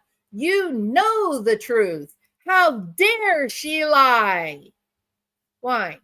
You're going to manhandle her, Jeffrey, into submission? Was that the goal? To beat her down into submission so that you could enjoy her physical body and its gifts without being bothered by worrying about the human being that is underneath all that skin. Is that right? Here's the issue, Jeffrey. As a healthy adult man, you look at this thing with Wendy and you see that she's dating other people and she's just gone through an ugly divorce and she's unhappy living where she lives and wants to go back to southern Miami. And you say to yourself, I've made this request of my goddess not to date other men. And she has been vocal to say, I will date other men. And you go sneaking around and snooping and reveal that she, in fact, is true to her word. She told you she's going to date other men, and she has. Jeffrey, the ball was in your proverbial court. It was your turn to say, okay, Wendy, I'm out of here. Goodbye. Is that what you were mad about? You were mad because you didn't tell her you were out of the relationship? Is that really what made you so angry? That you end up screaming and raging at her until she's weeping on the entire drive home? And then you go on to define her as fragile, a woman who can't deal with real life, although she graduates on the dean's list at the top of her class, and she works with a Supreme Court judge. This woman had a shining career laid out ahead of her until she sold herself into the slavery of a Jewish marriage. That's really all you wanted. You just really wanted to be the one to calm her, make her be quiet so that you could enjoy her beauty. I had never been violent. We're in a hotel room and I didn't raise my voice louder than you could in a hotel room. But I was intense and I was really like, this is fault. I was really upset. And she just went to pieces, to complete pieces. She's very fragile emotionally. She just lost her shit. So we had the most awkward drive ever from fucked out. That's the next day. Just. Okay, so you're laughing as you recall the story of Wendy, this fragile little nymph, falling into a million pieces because you, Jeffrey, never raised your voice. Is that right? That's not true, is it, Jeffrey? You did, in fact, raise your voice, and you battered her over the head with the knowledge that you invaded her work product. You snooped around in her agenda that would have the information about her private work life. She told you that she was going to keep dating people. She told you that. Why did you need to snoop around?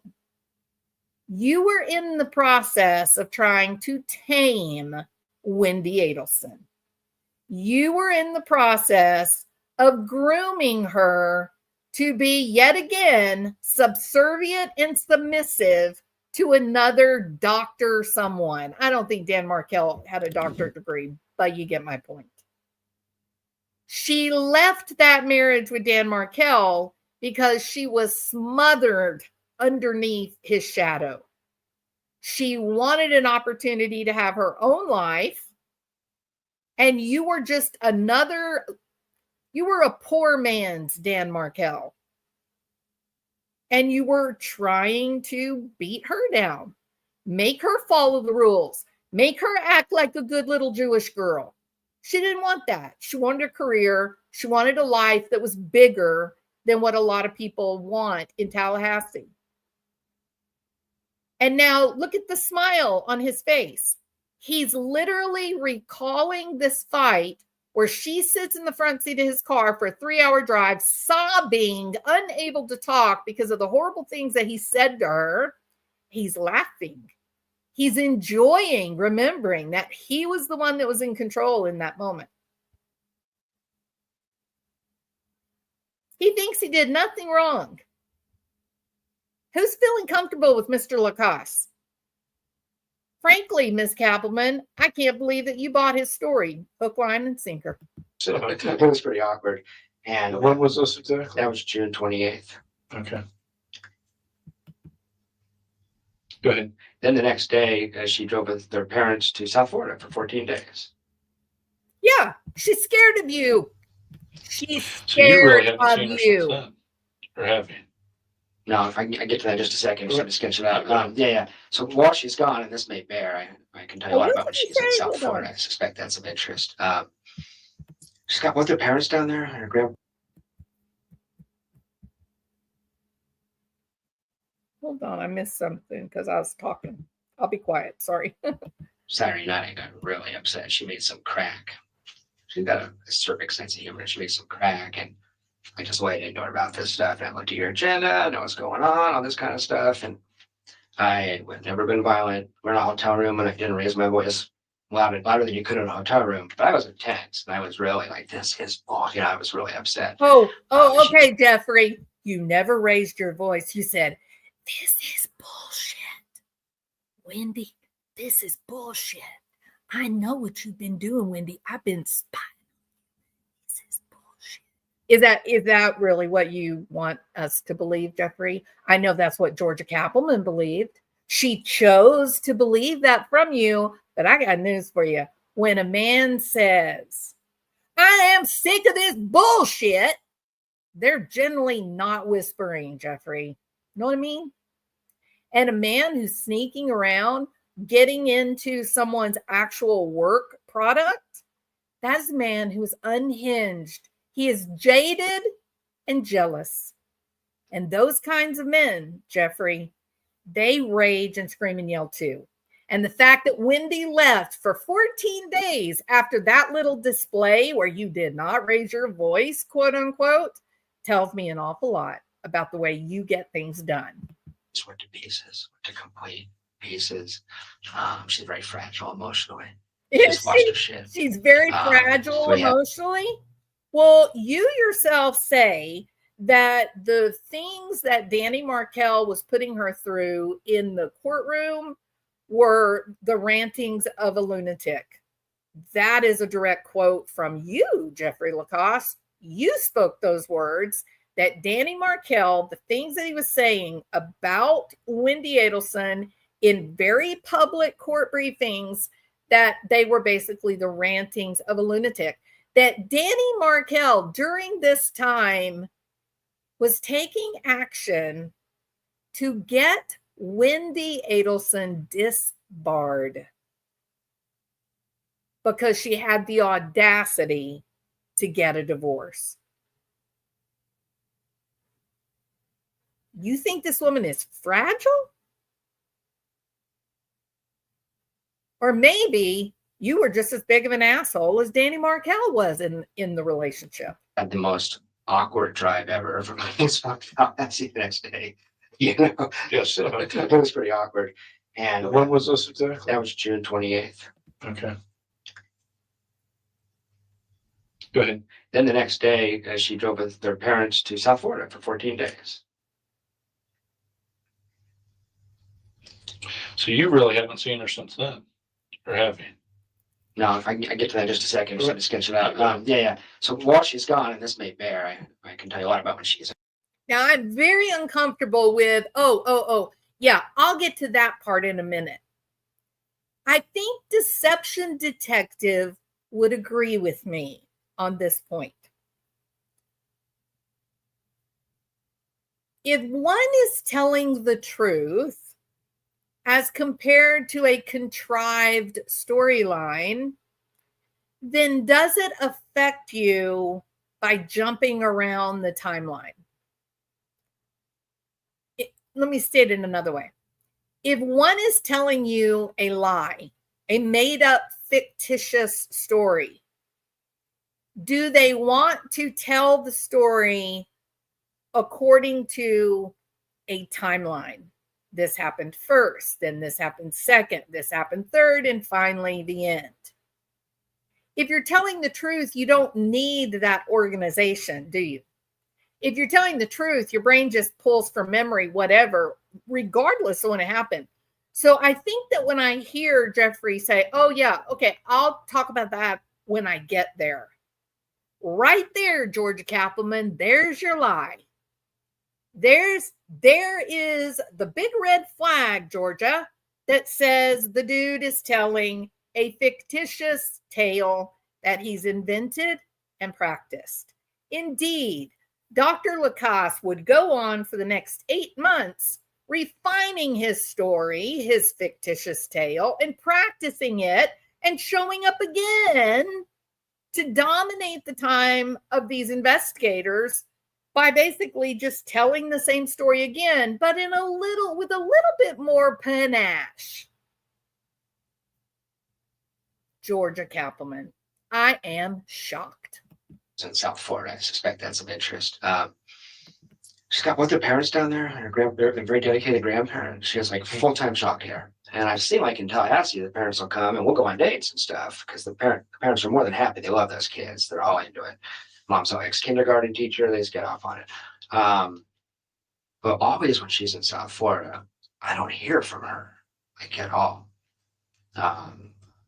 As much as I would expect you being her boyfriend. Mhm. So she always says, I've been busy with the kids. And that never made sense, especially 8, 9, 10, 11 o'clock at night, you know.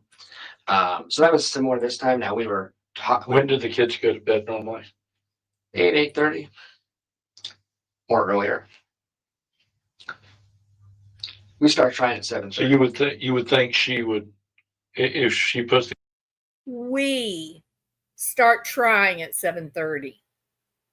Ladies, should you ever have to go through a divorce and you have small children at home, promise me this.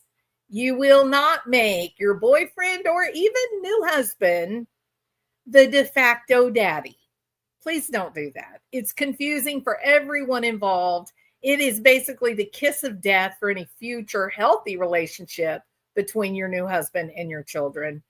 You keep being the mom to your children and ask your new husband not to get involved with things like nighttime routines, bath time. Please don't do that. kids down at 8:30, she'd be able to talk to you immediately after that. Or during the day while they're swimming in the pool. I mean, and again, she's pissed off at me. She's actually, in retrospect, she's done with me at this point. She couldn't take it, you know. That's why I hadn't confronted her yet. I knew once I confronted her, she's going to crumble. That's too much shame, too much guilt. Okay. He says, Wendy she has to break up because she is just filled with shame and guilt. No, Jeffrey. Try to understand this, Mr. Lacasse. She didn't like you. She wasn't that into you, Jeff. She told you that. She explained that. No, she's not filled with shame and guilt. In fact, I'm about to arrive at the position. I'm not sure Wendy Adelson experiences guilt. You know what I mean? That is baffling to me that she, within 2 minutes of being questioned by the police, she is throwing her brother Charlie under the bus. That is so strange to me. And doesn't seem to care that her mom is now under the bus. No, Jeffrey Lacasse, you really don't understand this at all, do you? Wendy did not have shame or guilt that she was looking for an appropriate dating partner. But this last time, we're trying to keep the relationship via email. There's 20 emails going back and forth. I'm apologizing. Why am I apologizing? I don't know, but I'm apologizing and all this stuff. We're just trying to make it work. Sure. And she comes back into town. We go on a date Monday. A week ago today, went on a date. Okay. And we went to see the movie Neighbors over at Movies 8. We're trying to put Humpty Dumpty back together again here, you know. And we're not going to stand off because I'm not going to say she didn't do it something, and she's saying I never did anything. I'm completely innocent, but she's also conceded all kinds of things in the conversation. So, you know, she doesn't know what to do. We go out to see Neighbors. Had another little squabble. Didn't go well. What was that about? I was just same thing. I was just trying to say, look, let's just forgive him, forget him. Both of us will move on here, you know? He was demanding that Wendy admit to dating other men. He was demanding that. If he really just wanted to just let it go and just move forward, he wouldn't have continued to stomp his foot and say, I'm right. He was trying to get her under control. He was trying to tell her what she was going to do. And Wendy had a belly full of that with Dan Markel, I think. And for goodness sake, Dan Markel was a dramatically educated man with a brilliant career, with nothing but a bright, shining future. If she was willing to live under the thumb of a man telling her what to do, getting her esteem from the man that she married, Dan Markel would have been the man to stay with. Not trade Danny Markel in for Jeffrey Lacoste. That's not what she wanted. She wanted to be Wendy. She wanted her own life. She wanted an opportunity to have her own career rather than live in the shadow of a man's career. Oh, but she wanted me to just roll over, and it's a little too stubborn. Didn't trust her anymore. It's damaged beyond repair, probably. I was in love with this girl, man, so it was hard. I mean, with the kids, I'm like a co-parent, basically. It was really rough. How old are the kids? 3 and 4. Yeah, Ben and Lincoln. So the next night, and by the way, while she's in South Florida, she is completely miserable. She gets depressed, she gets anxious, and she's got her baggage. But I never, even though we didn't have much contact, I never heard her as bad as she was this trip to South Florida. I mean, this blew up her world. And how do you know she was in a bad place? Just because when we talked, she was just. So she did call you like. Yeah. 14 days, I got 3 phone calls, but they were really. I'm a clinician. I'm a clinician. That means I can read minds. I have a PhD in social work, a 2-year academic degree, and I have the ability to look deep into the recesses of your gray matter and tell you what you're thinking. I'm a clinician after all.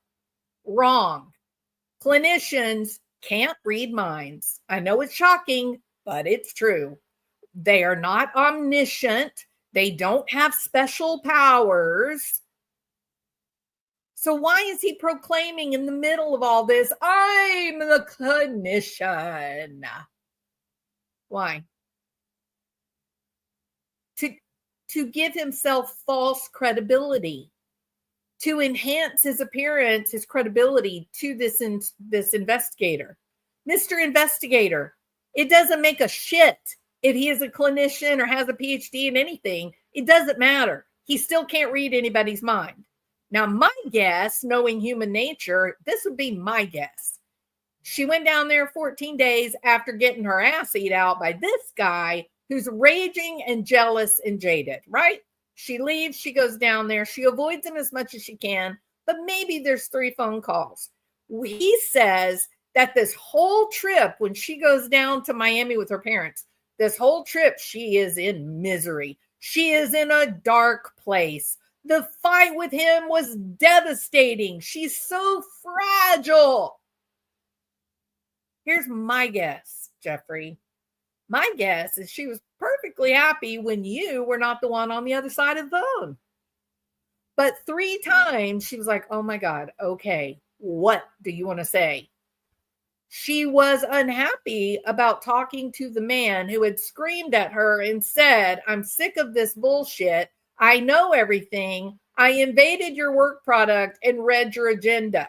So don't you try to lie to me, little missy. You killed this relationship, Jeffrey.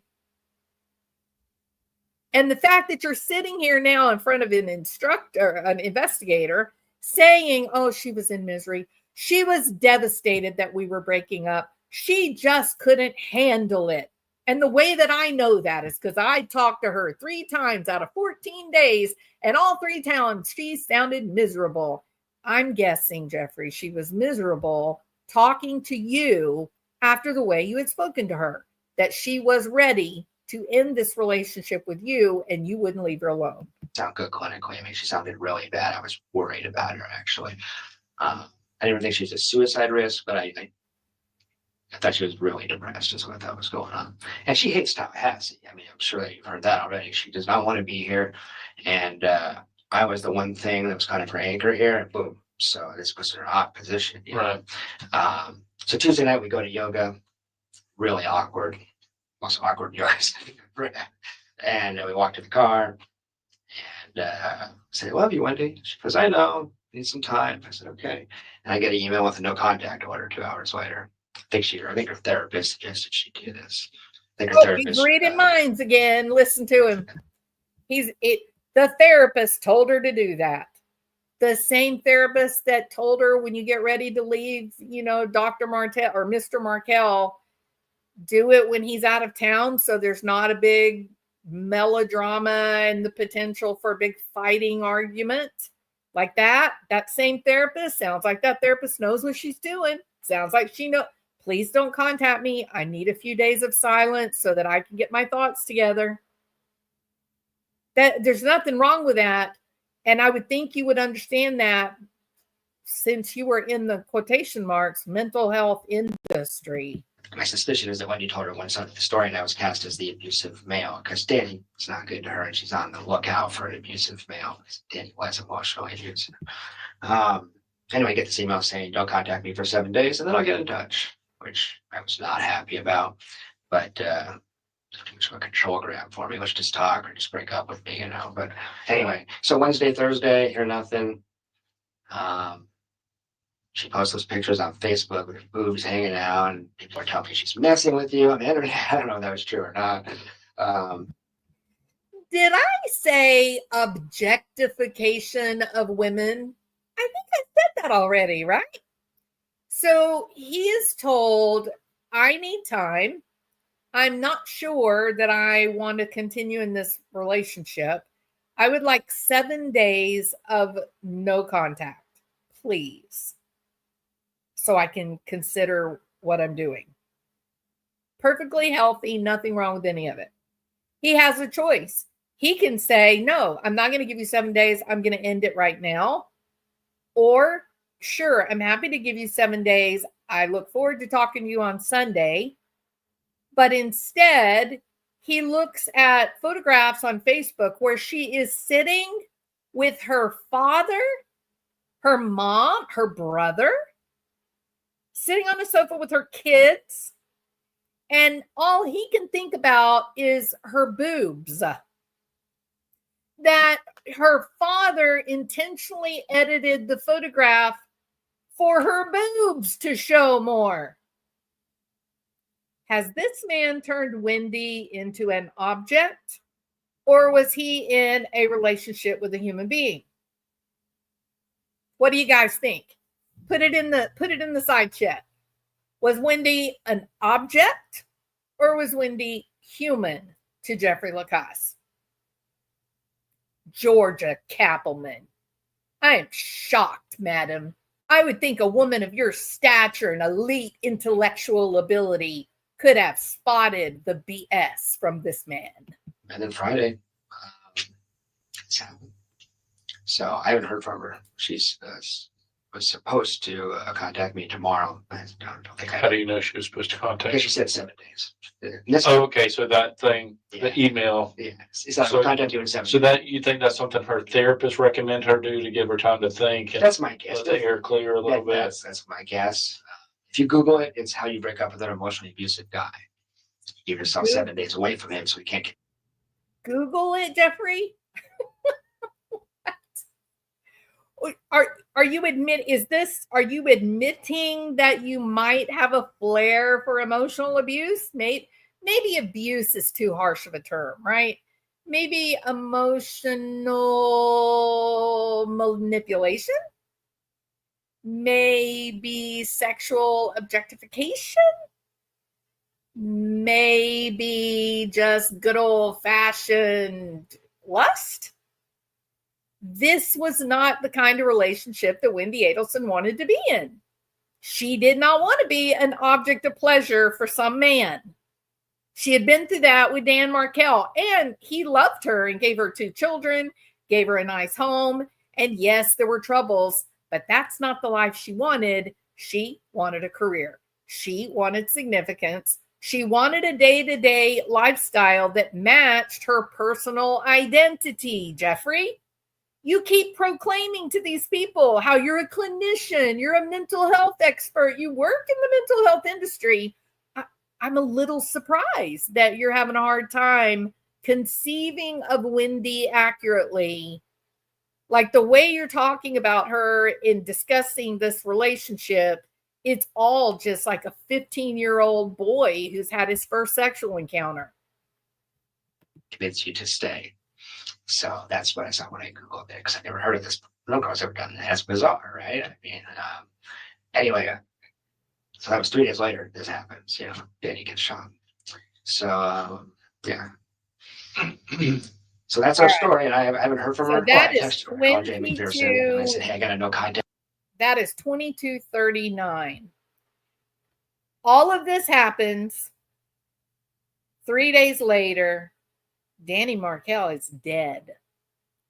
Danny Markel is dead in a situation where his ex-wife is being lusted after by a man who says, I don't want to say anything because I have a 1% chance of getting back together with the goddess Wendy.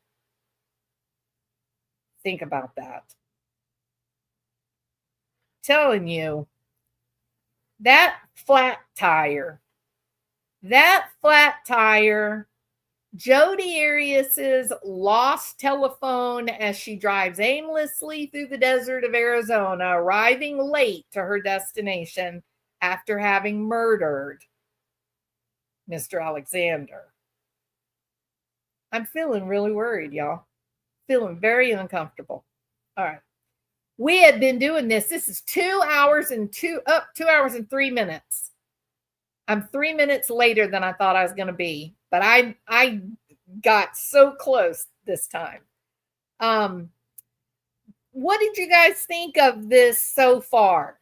Like this is going to go on for weeks. Okay. The amount of content in this debacle is incredible, but the whole reason that I want to do this is because I'm feeling about Charlie Adelson's guilty verdict the same way I'm feeling about Karen Reed trial. I think it's interesting that, you never run across these types of cases where it feels like there may be an innocent person who will be convicted. And now here we've got 2 happening in the same 2 or 3 year period. Shocking.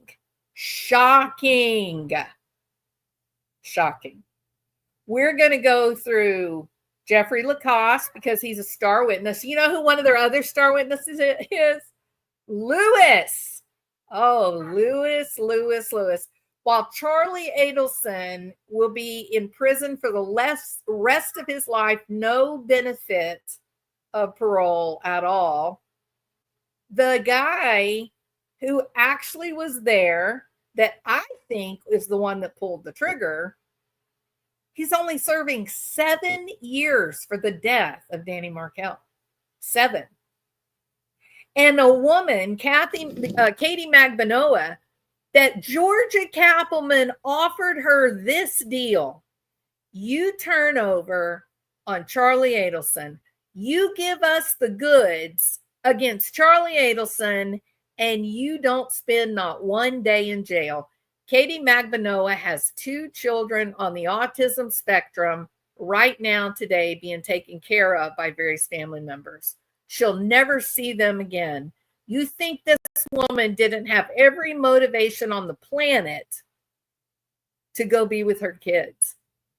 Katie, tell us what Charlie said to you. He's the guy. He paid the money. He ordered the hit, and you don't spend a single day in jail. And you know what Katie Magbanoa said? Not in the first proffer, not in the second proffer, not just in her first trial, and certainly not in her second trial. In fact, it had to be the third trial before she would finally say, yes, Charlie ordered the hit. All those other opportunities on the record, under oath, every one of them, nope, Charlie never said that. Charlie never said Dan Markell had to die. Charlie never said his name. Nobody ever said that. I don't know. I'm just guessing.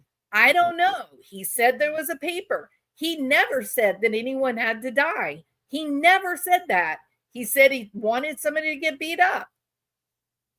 5 times on the record, under oath, before she would utter the words, Charlie ordered the hit. And by then, she was already under a guilty verdict and spending the rest of her life in prison. Never with her 2 autistic children ever again. Does that sound normal to you guys at all? But the Latin king himself gets 7 years. He had Dan Markell's blood on his hands, and he got 7 years. He got 7 years. He got his choice of prison that he wanted to go to. He chose Arizona, a federal prison, so that he wasn't anywhere near the Latin kings that wanted to kill him after he started running his mouth. Something wrong with this, isn't there? Something very wrong in Tallahassee, Florida, people. Something very, very wrong. All right. So what do you guys think of this so far? It's a bit crazy, isn't it? Like just this little bit today, it's just such a bizarre mess.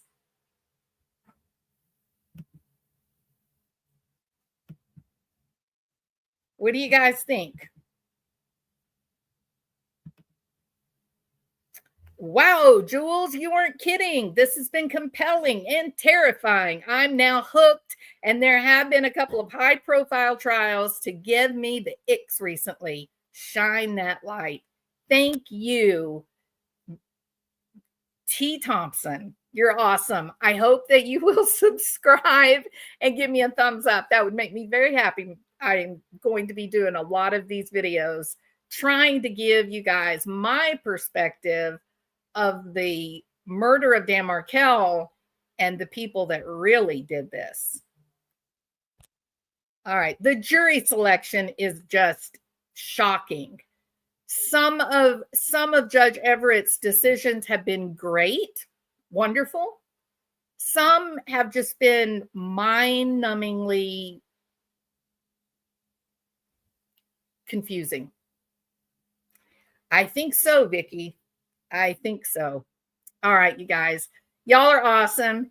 Thank you so much for being here. Please, please, please, please hit the thumbs up and subscribe, if for nothing more than my new song. Y'all ready? This song is called Dr. Deceit Lacasse.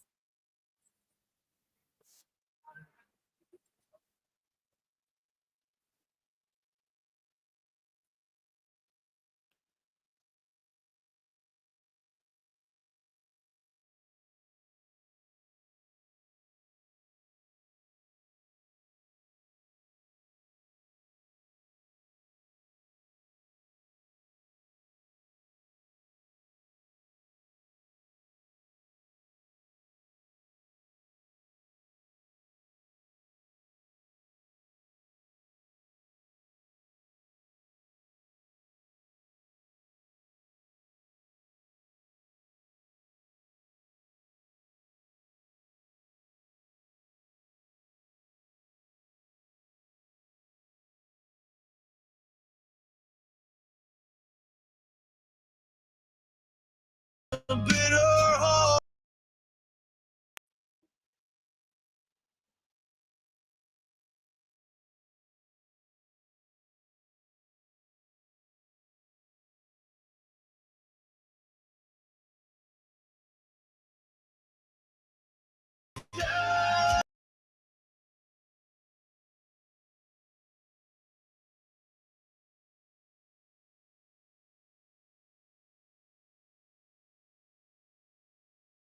So clear through broken hearts, Charlie's truth will Can y'all hear be that? heard, and you will It's be so weird why once y'all aren't hearing more that. spurned. Let's see what I've got wrong here. And this shadow lingering large. Dr. Truth, Jeffrey.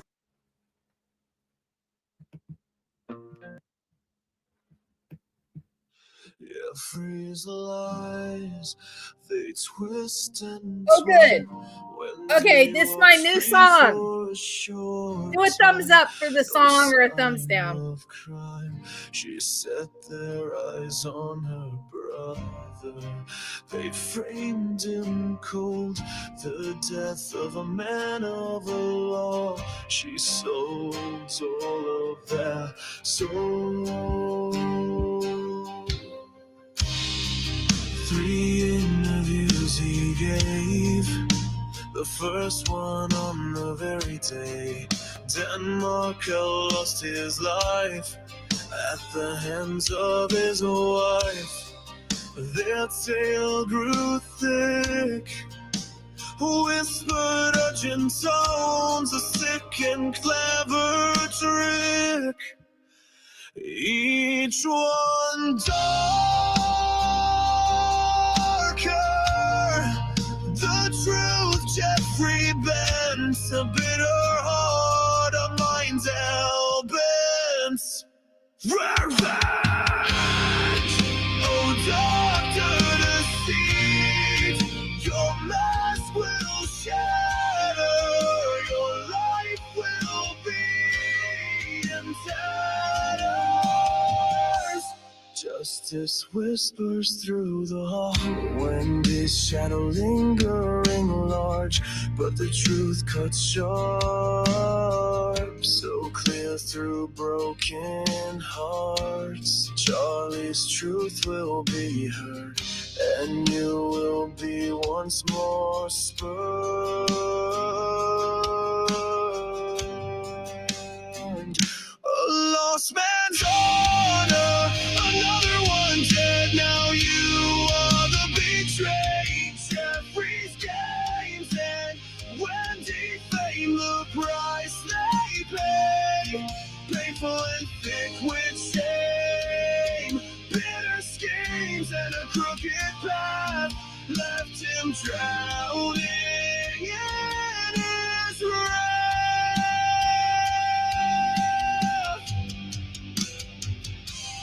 Victory way is dark and empty.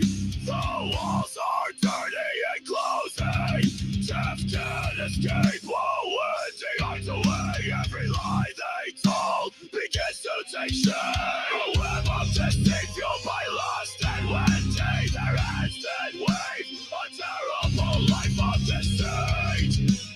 Alone and bitter, now he's left with none to deceive. Oh, Doctor Deceit, your mask will fall.